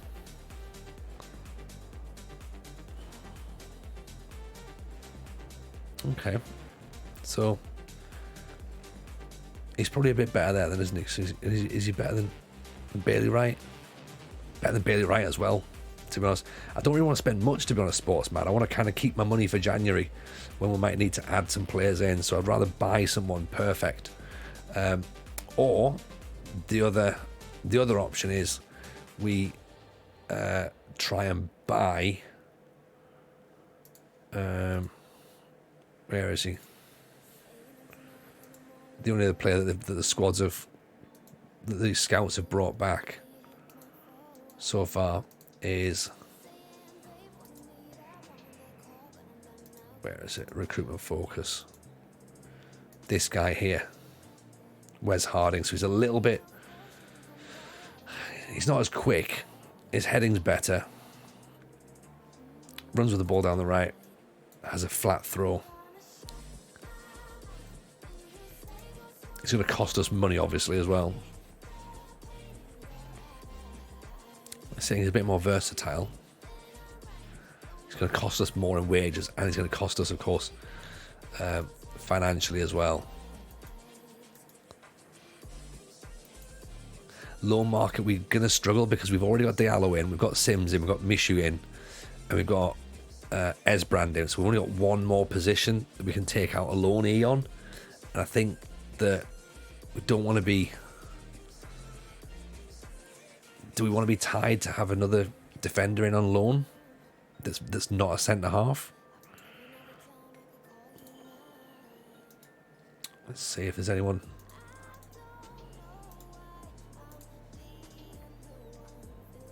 You know, could we get a better centre-half from a Premier League side, I suppose, really is the question. Like, what's he called that? Fengi. Oh, here you go. Embesso, centre-back, he's available. Shea Charles from Man City, we're not sure about. We don't know much about him. Scott Robertson, don't know much about him. Charlie McCann, oh, he's centre-back. Midfielders, sorry, let's centre-backs, there you go. Centre-backs and right-backs.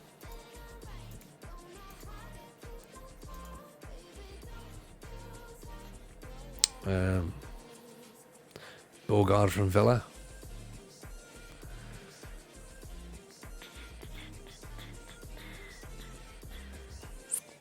No one's massively jumping out, I don't think.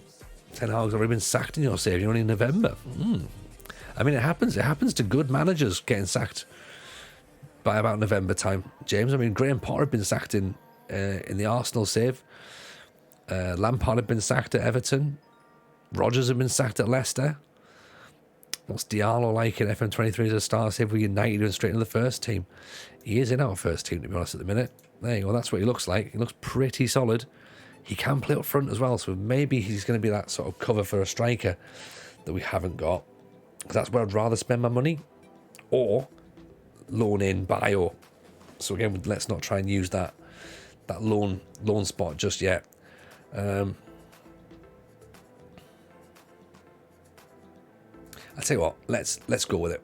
Let's go with it. We'll bring him in. We'll bring Wisdom in. Okay. He's versatile, right? If he can keep us in the division for one season, that'll be fine. After that, we can boot him out. That's the way I'm looking at it. That's my plan.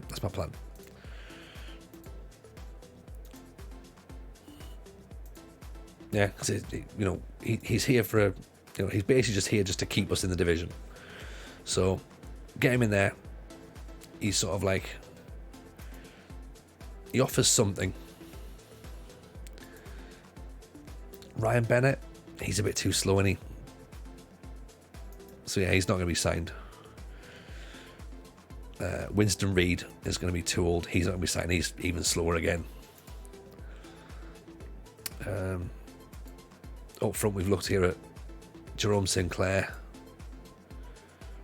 Yaya Sanogo, jumping reach 17, heading 15. Wake me up, Yaya Sanogo. That could be a way of doing stuff, couldn't it? 6'4". Extra bit of jumping reach. Okay, that's an idea. Is Danny Alves still a free transfer? I don't think so.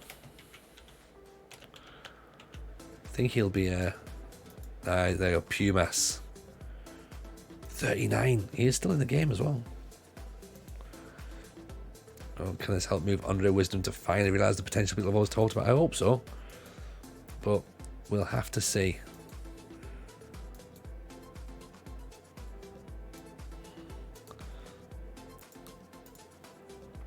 So yeah, so we still probably need a centre half.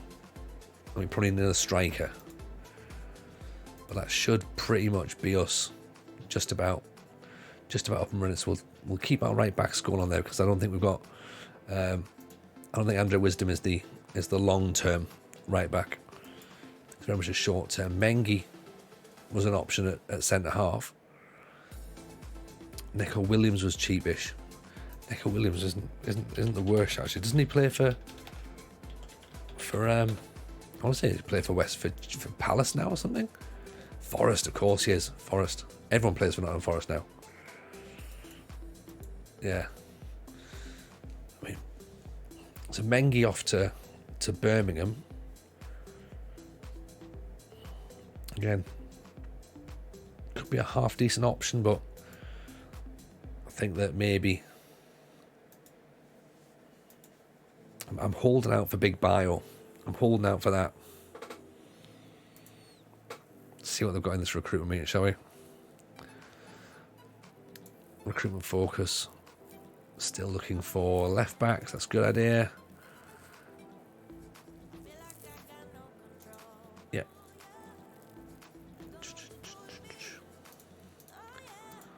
Still activity. Just yeah. We're not trying. Hume's not going to go out. That's fine. Brad Collins, goalkeeper. Nice. He's on the shortlist already. Good. Right backs. Ryan McLaughlin.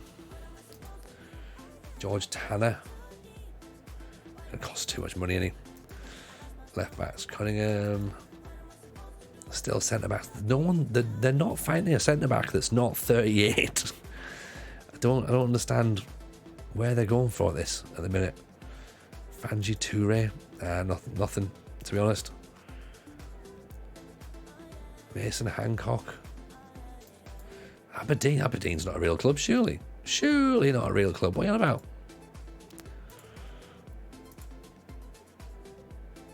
Actually, they've still got this guy. He's apparently the wrong height when we had him before. No. Not good enough. Not good enough. Right. Fair enough. A little bit of something to look at, but not too much. Sort of nudging towards 8 days until we get to the Coventry match. We'll play Coventry, get the season up and running. That'll be good, won't it?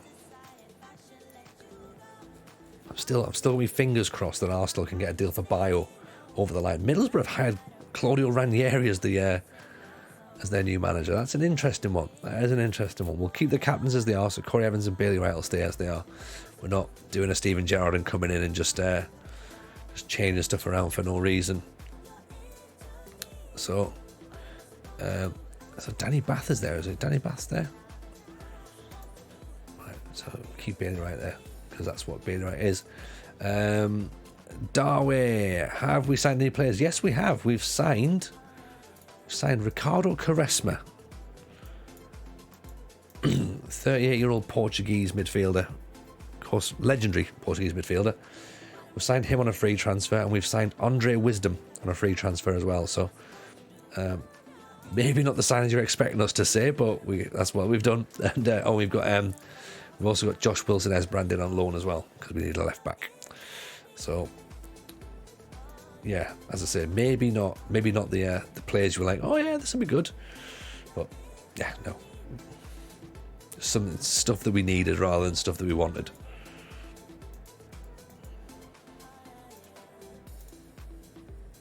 Sam Curtis is a right back.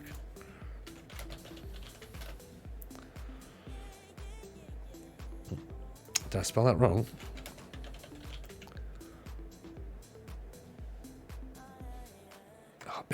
St Pat's. Bear in mind that we won't necessarily have them on because, although we have actually got, what leagues have we got in?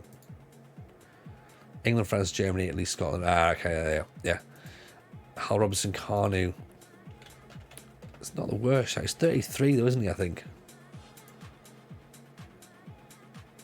No, he's 33. Like, yeah, but have you just signed a 38-year-old, Tony? So he also is at Nashville. So unfortunately, he won't come to us at the minute. We've brought in Yaya Sanogo though to have a look at him on trial, and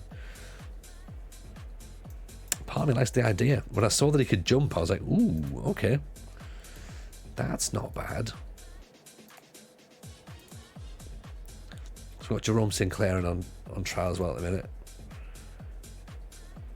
Jerry Yates, Mason Hancock. Broth we obviously got on the shortlist there. Swanson. Vontae Daly Campbell. Great name. Currently playing at Cardiff. He lacks a bit of physicality. He's quick though. He's very quick.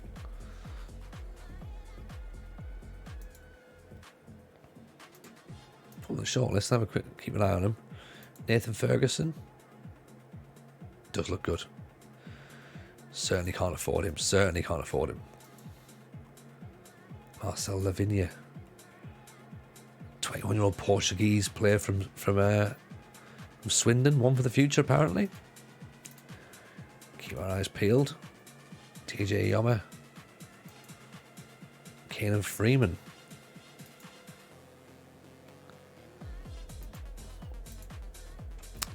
Not a bad looker. Leo Connor midfield from Tranmere? No, it doesn't look like it. Very quick eyeball test. Dujon Sterling from Chelsea. Again, we won't get him. Another lone player. Tom Edwards from Barnsley. On loan from Stoke. Get more right backs. Bryce Hosanna, Wrexham. He was good in last year's game actually. Mitch Clark. Well, there's a player that can play everywhere. Didn't we try and sign Mitch Clark last year? I think possibly. Andy Lyons. Who's Andy Lyons? Let's have a look at Andy Lyons. Darnell Johnson. These all seem to be right backs at this point. Harvey Rogers. Oh, they're all, you can't see behind my head, but they're all sort of like low down on where they'd fit against the rest of the players in the squad. Ryan Strain, however, could possibly be the third best right back of the club, so have a little look at him. Vincent Young, Jason McCarthy, up there or thereabouts. Again, we'll just put these players up on the shortlist. Let's take a look at them. Van Katie Darbo, what a great name. Not for sale apparently though. Play right or left back. Would be good. Would apparently be the best right back at the club as well. So that's interesting to know. Dominic Iorfa. Again, a player that you just think, yeah. Maybe. We'll come have a look at Andy Lyons in a second actually. Sam Byram. I was going to say, I bet he's expensive. Todd Kane. Olifuana. Greg Cunningham. 31-year-old from Preston. 10 grand wages. Probably not going to pay 10 grand in wages at this point. George Tanner, Ben Osborne. Attacking midfielder. Looks very good. 15 mil though. We're not going to afford that. Theo Walcott at Southampton. Is he at Southampton? When did he go back to Southampton? That feels really bizarre. I mean, it's 70 grand a week. We ain't doing anything like that. So, not a chance. Here's Andy Lyons. Andy Lyons at Shamrock Rovers. Ooh, hello. Oh, he's joining Blackpool. He's already got a transfer agreed. But good shout though. Good shout. He might have been someone interesting. Might well have been.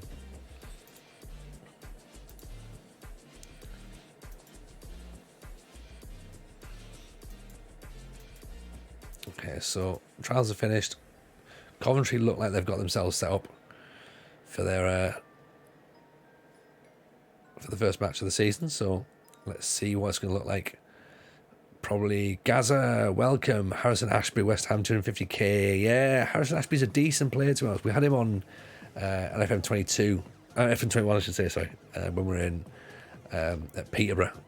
He was one of those players we sort of like, he always sort of turned up and we're like, yeah, he's worth a shout, he's worth a look. He is on the shortlist again, as he always sort of seems to be honest, each year. Where is he? He's definitely here. See, there you go. Harrison Ashby, still very much there. So he could be one of the guys for the way forward. We're just keeping our eyes peeled at the minute as to what we're thinking. Coventry, they were looking sort of 3-5-2. Interesting to see what they can do for this match. We're going to go 4-4-2 though. We're not mixing this up any different. We're going to go in with what we know, and hopefully that's going to be enough to get us the victory. We might have to revert to crosses as well. We haven't really been practicing crosses too much, but it might have to be what we might have to do. So let's just see how it goes. Barry Simmons, John Marshall, players as well, staff that we might have to start looking at for scouting. And this is what we're looking for there. Avoid relegation from the Championship, be competitive in the FA Cup, be competitive in the Carabao Cup as well.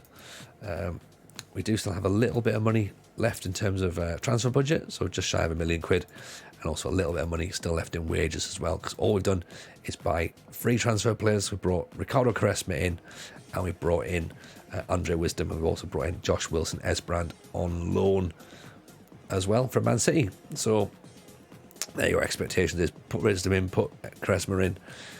I'm not sure that Wisdom at centre back is particularly wise, but then again, they do make a reasonable case for it.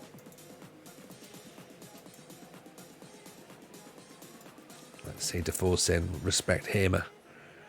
Yeah, he's a decent player, so we will have to keep our eyes peeled on him, but I think at the minute, let's just focus on our own football. And we'll see what's what. Reports link was just Josh King. We might not be in the mood. We might not be in the market for a centre back, for a centre half. Sorry, but if you can play centre back, dives into tackles, brings the ball out the box. So dives into tackles isn't really helpful. But where's he fit in the world? We don't quite know at this point. Could be a leading Championship player. Okay, gonna say yes. Yes, we like the sound of him. Grant McCann will be more than happy that we're talking there. Let's get chatting about it. Right, first match of the season then. McCann's very happy to deal with respected face like myself. Respected faces like me. Not laughing stocks, which some people would suggest. So we're not playing on Saturday, we're going to play on Sunday. So the cameras are out to come and watch us, which is fine. Get a bit of TV money kicking in as well. Home to Coventry City, then we're away to Bristol Rovers. Bristol City, I should say. Sorry, Adam Momo, appreciate the follow. That's very kind. Thank you for that. Welcome in. As I say, if you've not already done so, please make sure you follow the Football Manager Show on Wednesdays as well. Myself and RDF Tactics doing a podcast from The Athletic, which, to be fair, we absolutely love. It's bizarre. I think we're only in two in, and already we're sort of going, yeah, this is good. We like this. So, board are expecting a draw from the first match of the season. Fans are also expecting a draw as well. They want to see us press. Hope to see Quaresma and Andre Wisdom make their debuts. Well, you know what? That's probably going to happen. I've got a massively itchy nose, I'm afraid. Sorry about that. So, Harry Roberts is probably going to be missing. So we will put Quaresma in to make his debut, because of course, why wouldn't you? Why would you not? If you've got the option of it, why would you not? Ed Wisdom can go in possibly at centre back, because as we say, he is missing we're missing a bit. Yeah, we're missing some issues and some defensive stability, essentially. Esbrand can come in as well. Kirkin looked pretty good in pre-season, but I think let's take Barr out, put Kirk in there, so at least we've got some defensive options on the bench. Quaresma there, wide midfielder, Diallo on the right, Embleton and Matete in the middle, O'Nien, Ballard, Wisdom, Wilson, Esbrand. Are they both right-footed? They are both right-footed. Yeah, and Ross Stewart and Alice Sims up top. I think that's pretty much the team that we go with, to be honest. So this is what we're thinking.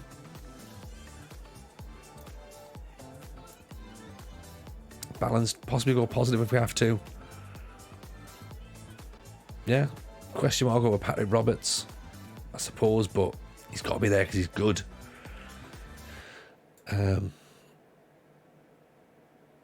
Yeah, let's drop in. Let's have it then. First match of the Sunderland campaign. Andre Wisdom needs a squad number, so you can have him at 22. Let's go for it. Patterson's happy, likes the shape. Douse a bit of water and then we're good to go, aren't we?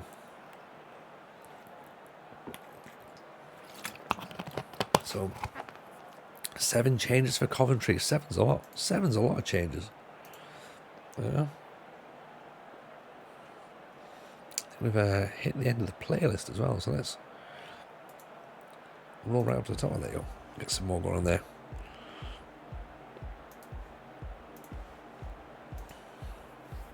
Right. Okay, let's go make home advantage count. No one said a thing. Then it's like, yeah, whatever, boss. So here's the team then. Patterson, O'Nien, Ballard, Wisdom, Wilson, Esbrand, Diallo, Embleton, Matete, Quaresma, Stewart, and Sims. They've got Moore, Rose, McFadden, Panzo, Kane, Allen, Hamer, Dabo, Palmer, Parga, and someone else up front who I've missed, to be honest. But hoping for a half decent result, to be honest. Sunderland, of course, in red and white stripes. If you're not familiar, Coventry in blue. Big Ross Stewart gets the ball, game underway. The Loch Ness Drogba. Ahmed Diallo cuts back inside. Sims gives the ball away early doors, so that's worrying. Within seconds, we've given the ball away. Here's Luke O'Nien. Lovely little back heel to Diallo. Crossfield ball. Wilson Esbrand. Here is Quaresma. On well as Sims's head is at the bar. 3 minutes in and Quaresma's already created something.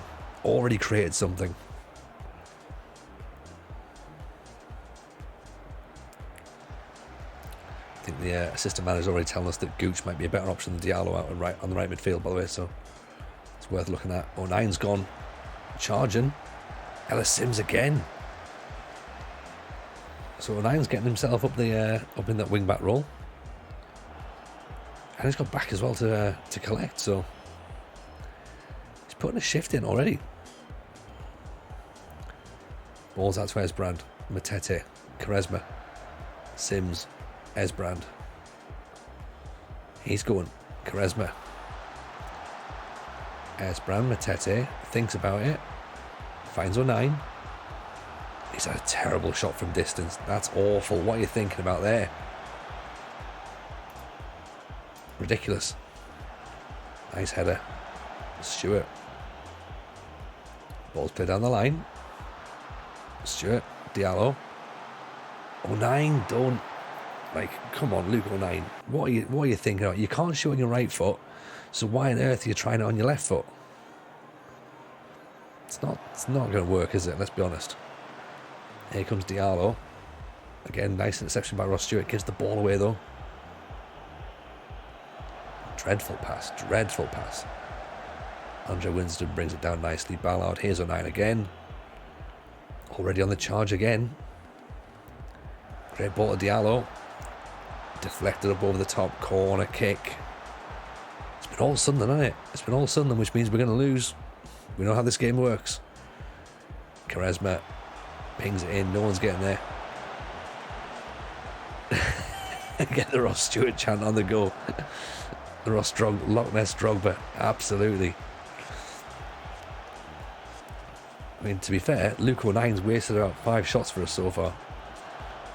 Charging forward. Here he is again.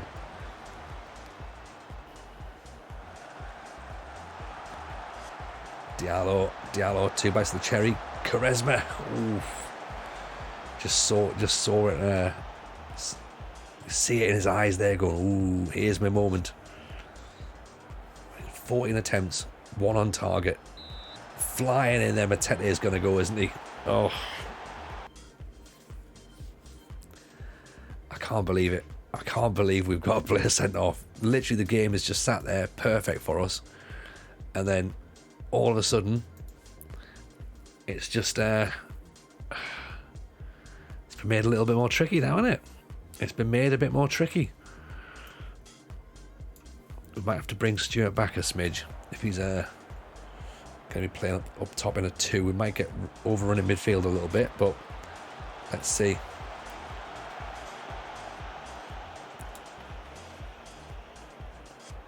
Or we play Ellis Sims up top on his own. Move Diallo inside.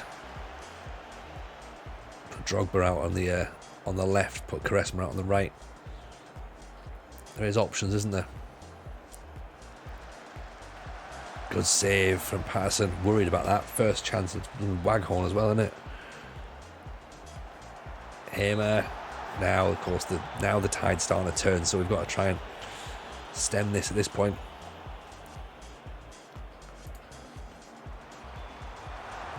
Right, okay. Patterson's picked it up.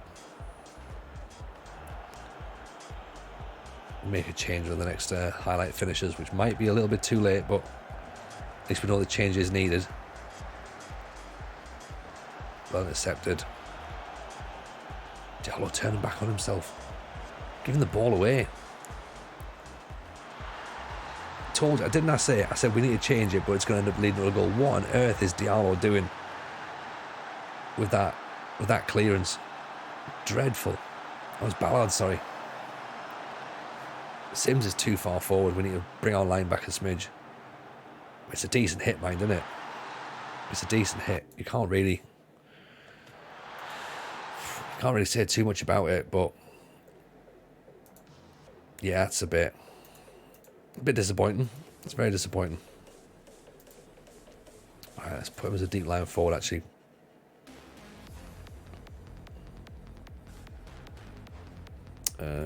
Yeah. I might even move him back. As I say, bring Diallo in the centre. Because if we're going to lose the ball in midfield, then yeah, give him the ball away again.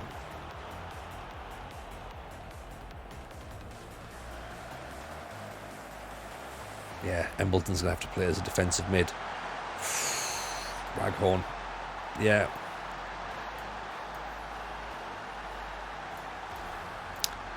Right, not quite what we thought.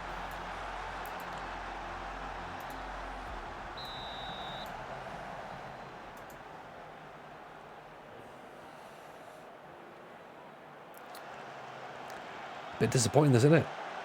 Oof.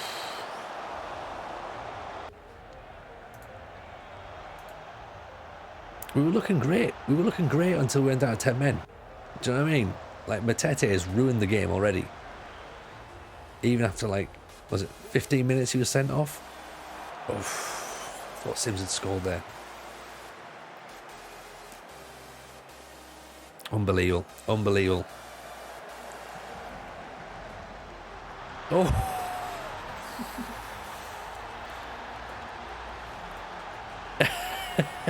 Wow. Extra men count. Extra men count. Yeah, that's a great strike. I mean, look, this is absolutely because of the extra man, right?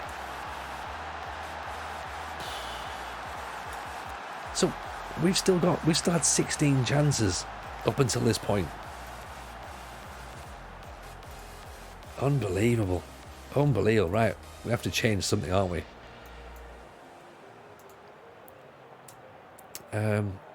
I love that. Ross Stewart having a good game. No, he's not. Nobody is. Nobody's having a good game at this point.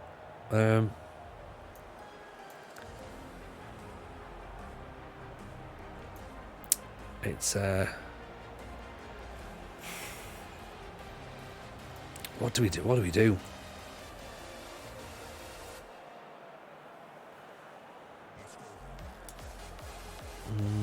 Oh, Sims on a 6-8. That's the thing, we can't really bring him off. Ebrand's not doing brilliantly.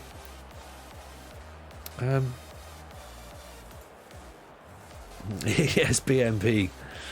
BMPC straight in, sub because it's Sunderland. Excellent. Appreciate you, man. I'll be honest, you'll probably see it's typical Sunderland. We were looking great for about half an hour, looking fantastic against Coventry. We're playing them off the park, and then we've been absolutely smashed with 3 goals very quickly because Matete got sent off, which is bullshit, really, of the highest order.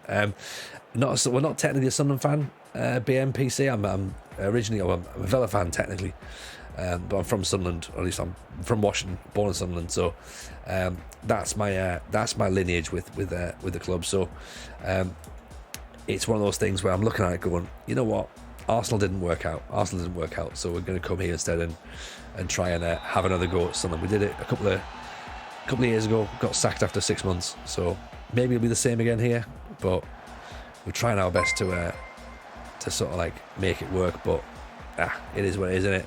El Twinks went in, welcome in, Odds fans, that's right, Darfor. There you can see in the background there, it's the old OBK shirt, so that's still very much hanging up as pride of place.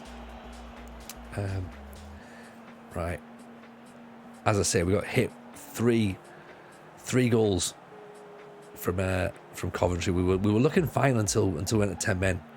Then at that point it just collapsed. Oh, Sims, Stewart, Ellis again. 18 shots we've had so far in this game. We signed Ricardo Quaresma as well, by the way. Luke O'Nien can't shoot for shit. He's having a great time, but he just can't shoot.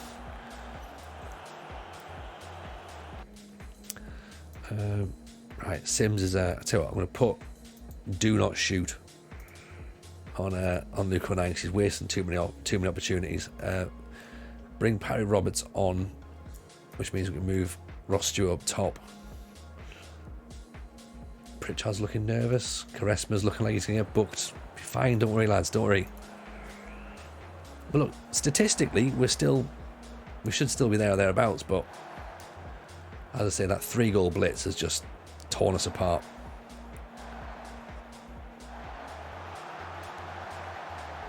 And the fact there's Martin Waghorn that scored twice as well is sort of rubs salt in the wounds a little bit, you know.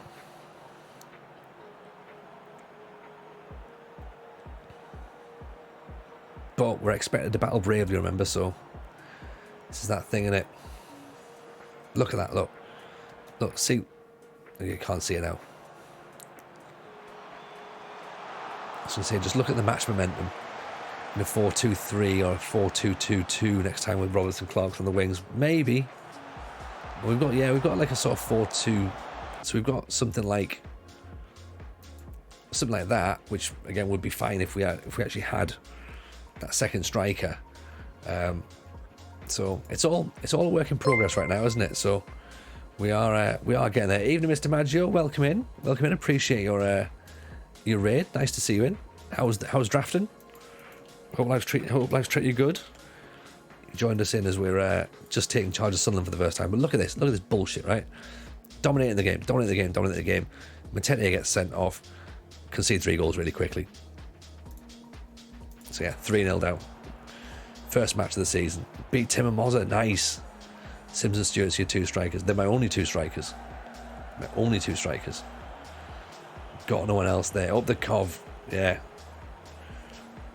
They've certainly made themselves known, that's for certain. Panzo, nice little bit of a tactic. Is this a new save? It is, yeah, it is, Si. Yeah. That's the thing. Figured there was no point carrying on from yesterday, so might as well just load up a new one. We didn't get that far in the game, so it's not like we missed much, you know. So yeah, we figured we'd just jump in, get started, really. So why the devil not? Why the devil not? But yeah, not the first match that we were expecting. Ooh, I'm glad that was straight at Patterson, to be honest. I don't think I could have coped with a 4-0, to be honest. I think you might be getting sacked soon as well. Are you at Juve, Si, is it? Or long ball to nobody in it. But there's Roberts. Tame effort. This is what I've noticed a lot of in FM23 is getting into positions like that, and the defenders are getting back just in time to put that last ditch tackle in, which is great. But also it just means that, like, whenever you see things like that, you're just like, we're not going to get anything. Gooch is getting told off. Gooch gets a yellow card now. That's right, mystery shirts. Yes, I thought that's what I saw. It's pretty cool though. You got Juve, but this is the thing. Those sorts of jobs, they come with pressure, don't they? Pressure to succeed. You don't want that in a beta. You just want to be like, you know, turn up, learn the game, and get going. That's pretty poor for opening day fixture. Hopefully the fans will understand. But look at that. Look, 21 efforts, 16 for them. Not happy with that. Not happy. In fact, where's Matete? I need to shout at Matete, actually. Disappointing if you're getting sent off.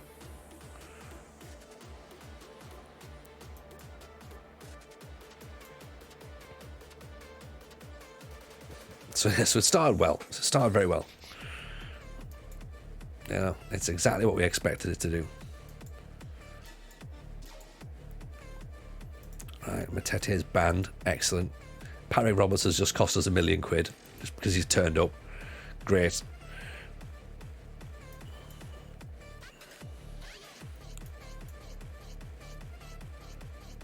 I think we were dominating until Matete got sent off. Absolutely dominating, but you know, it's one of those ones where we have to take on the chin, I guess. Really, dust ourselves down, and hopefully we'll sort of do something better against Bristol City next. So we shall see. We shall see. If we can get a result here, then at least they'll be better. In fact, where did Bristol City go? Bristol City, they lost 2-0. So, okay, so it's not all bad. It's not all bad. We're not bothered about a meeting. We don't need a meeting. We just need to go and get our football back on. We need to replace Matete in midfield.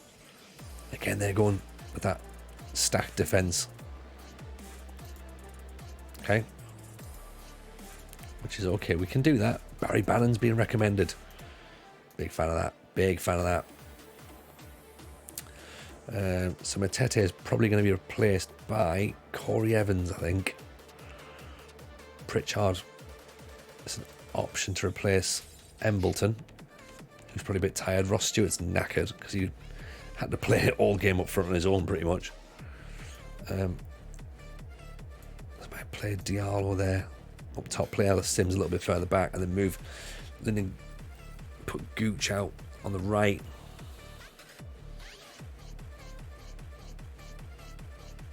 That could maybe work. So it's a little bit of a sort of reshuffle of the midfield, really.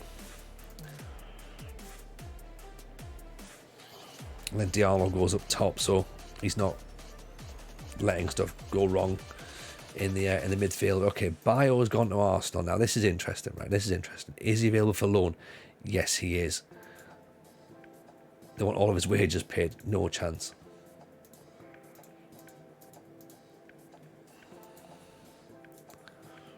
Happy to play him as a deep line forward, but not happy to pay that wages, to be honest. Not happy at all.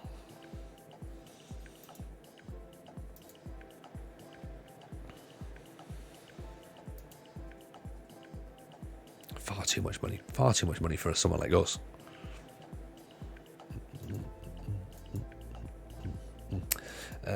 Bennett's not going out on loan. No, we're not paying all that money. We're not paying all that money. You can have it for nothing, or that's it. I'm presuming you're going to say no. So, fair enough. Wisdom out for Luke on 9 at right back. See, Luke on 9 played pretty well. Pinching the youngsters of your old club already. Damn right. Damn right. Clark, Mishu. In a sense, those sort of changes make sense, but is there a team we're expecting to be relegated? I mean, anybody in that division, really, innit? Could literally be anybody. Let's say Luton. Just why not?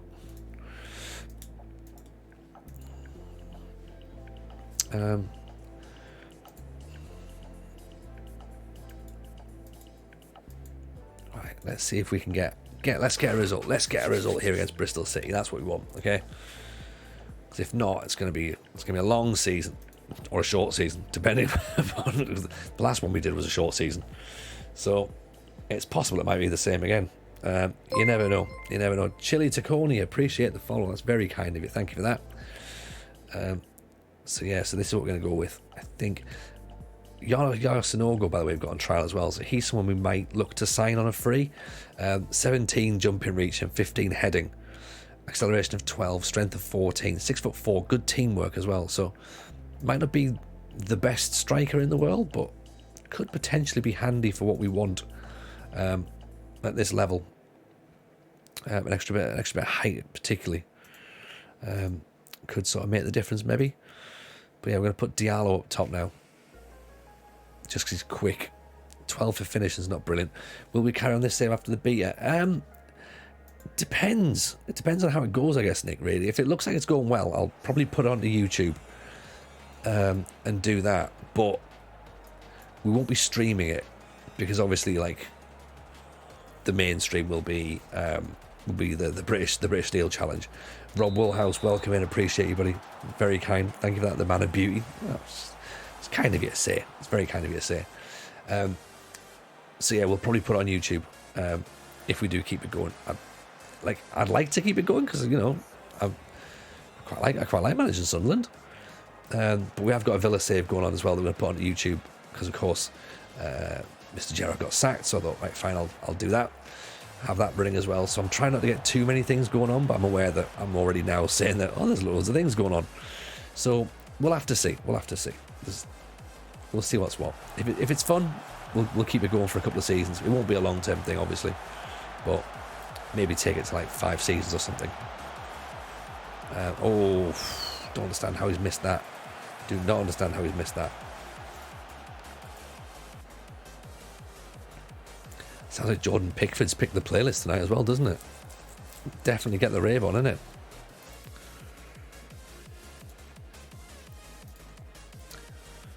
Let's move that defensive line up a smidge. As Bristol City come forward, and we'll probably score, because that's what usually happens, isn't it, when you have to make a change. Like that. Oh. Wow.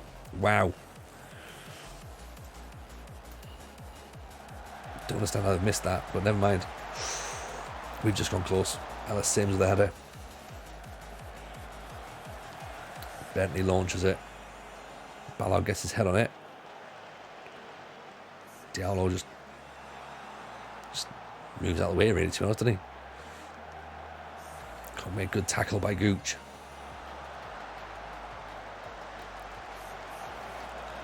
Trying to think, do we have to try and stop the crosses here? De Silva.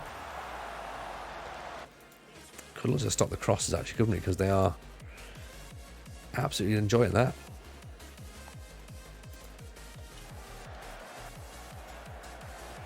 Right. It's all them, though. They're three attempts. But don't head the ball straight back there, Ellis. What's the point? Nobody even there.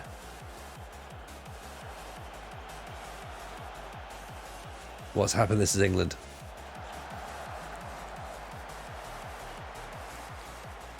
I'm also thinking as well that regroup might not be the way to do it. Maybe we have to counter press and try and get in their face. You're in your 3rd season already. What are you doing? That's a dreadful ball that's going to potentially lead to a goal. That felt like that was going to lead to a goal, didn't it?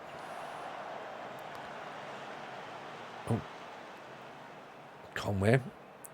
Esbrand's just watched it.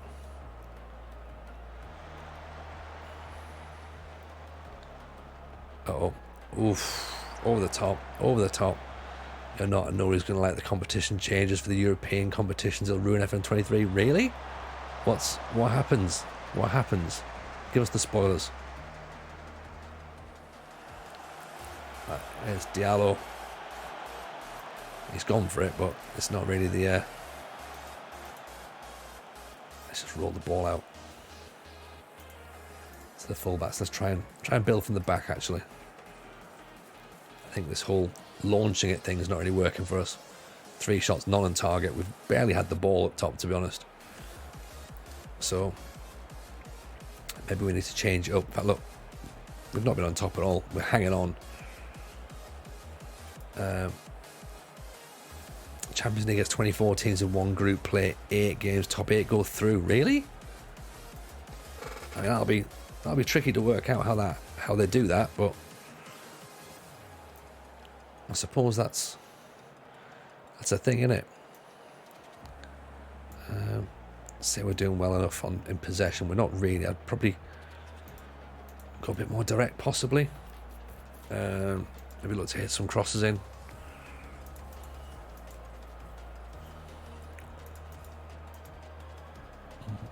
Drop the press a bit, but move on line higher. That might be the way to do it.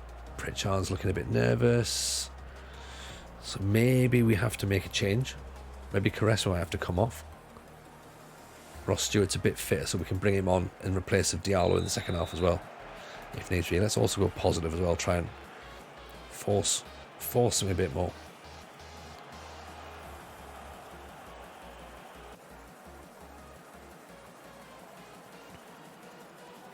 Right, Evans back to Patterson.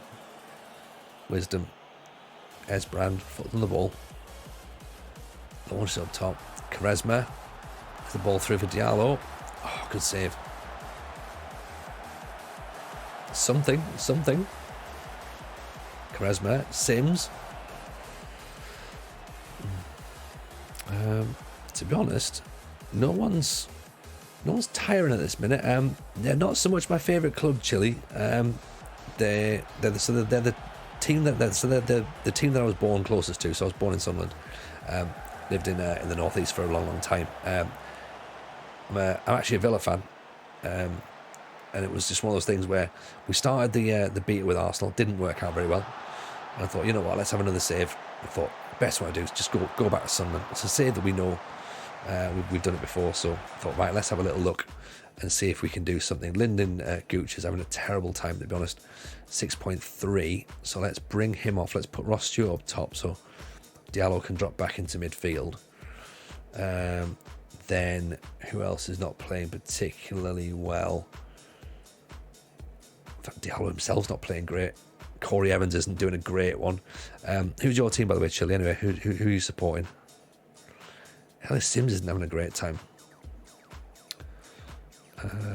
You know what? I think Kirkin maybe might need an extra bit of height in there, so let's bring him off for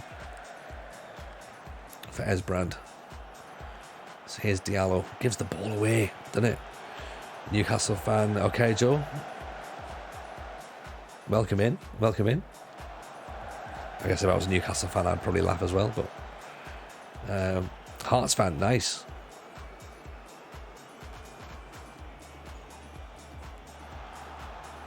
Got to be a bit good with the result the other day, Shula, I'm guessing.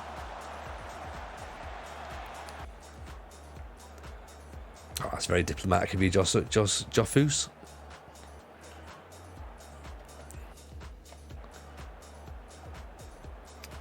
Ballard launches the ball up.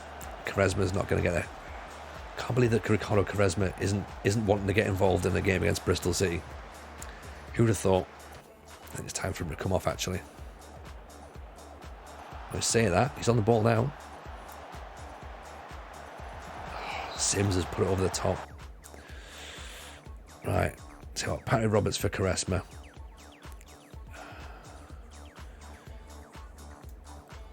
And let's bring Sims off as well, actually.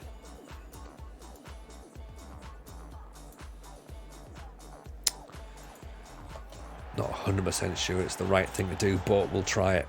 We'll try it.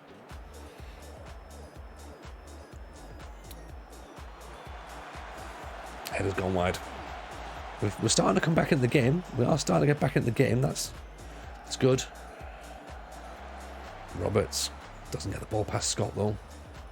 That happens a bit as well, by the way. You get to the byline and the player turns back on himself.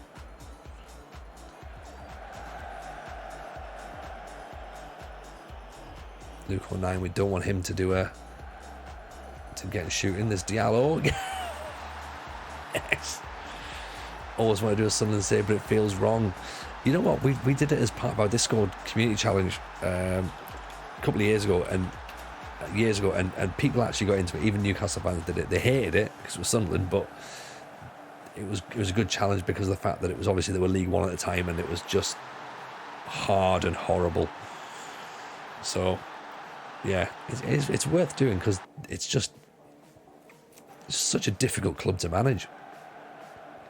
You know, there's loads of stuff that's wrong with it. Like, you don't get much money. There's only £1 million to spend. Obviously, you've just come up this season, so the expectation is to go straight back down. So that kind of buys you a little bit of time, I presume, but at the same time, probably also doesn't. I do a Sunderland one, I do a Celtic save when I get tired of losing. Nice.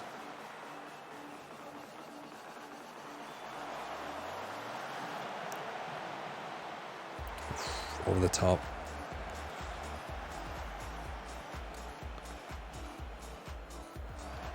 Evans up top to Diallo now. Goes his own. I mean, it's an interesting way of trying it, isn't it? If we always just... this already started, isn't it? No. There you go. Kirkin. See if we can try and make a quick change to try and see this game out, I think. FM can hear me, though, I'm aware. Because now we're just waiting for it to make a mistake, right?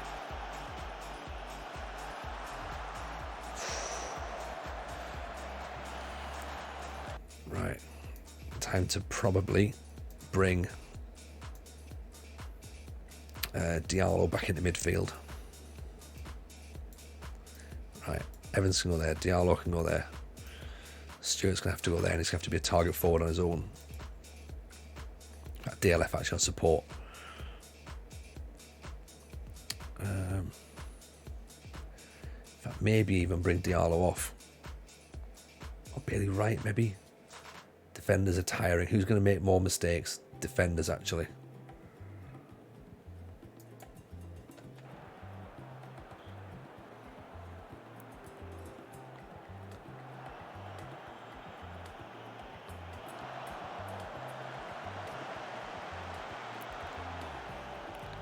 Clark puts it forward. There's Diallo's away.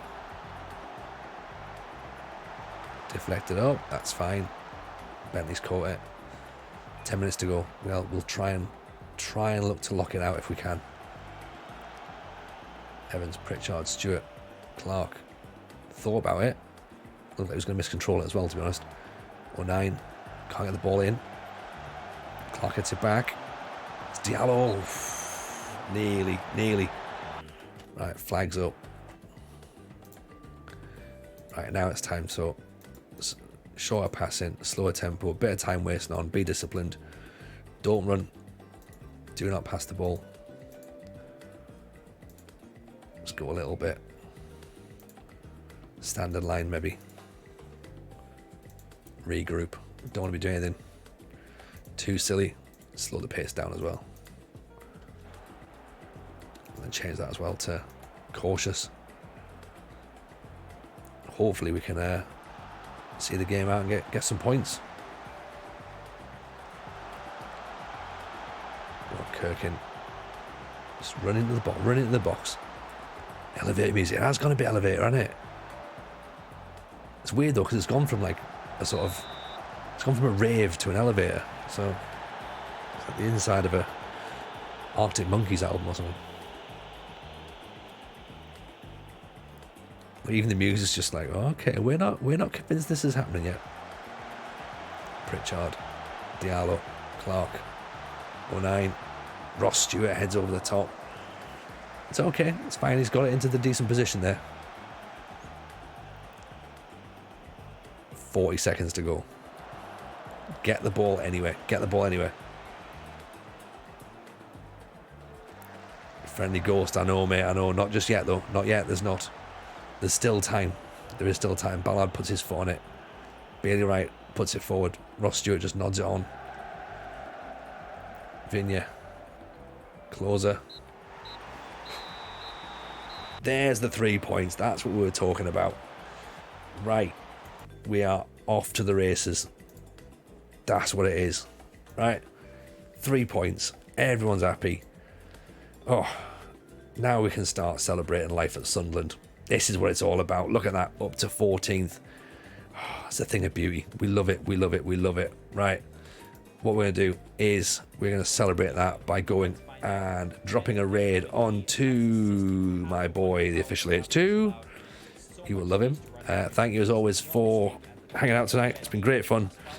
We'll probably see you tomorrow, I'm guessing. We're going to see you tomorrow. Joffosoid, appreciate the follow. Very kind. Thank you, of course, as I say, for all the support tonight. It's been fun. We've hung out. It's been great. Genuinely enjoyed it. Go and give H2 a lot of love. Tell him I sent you. Do drop a follow on as well because he's awesome. We'll see you soon. Take care. Bye now.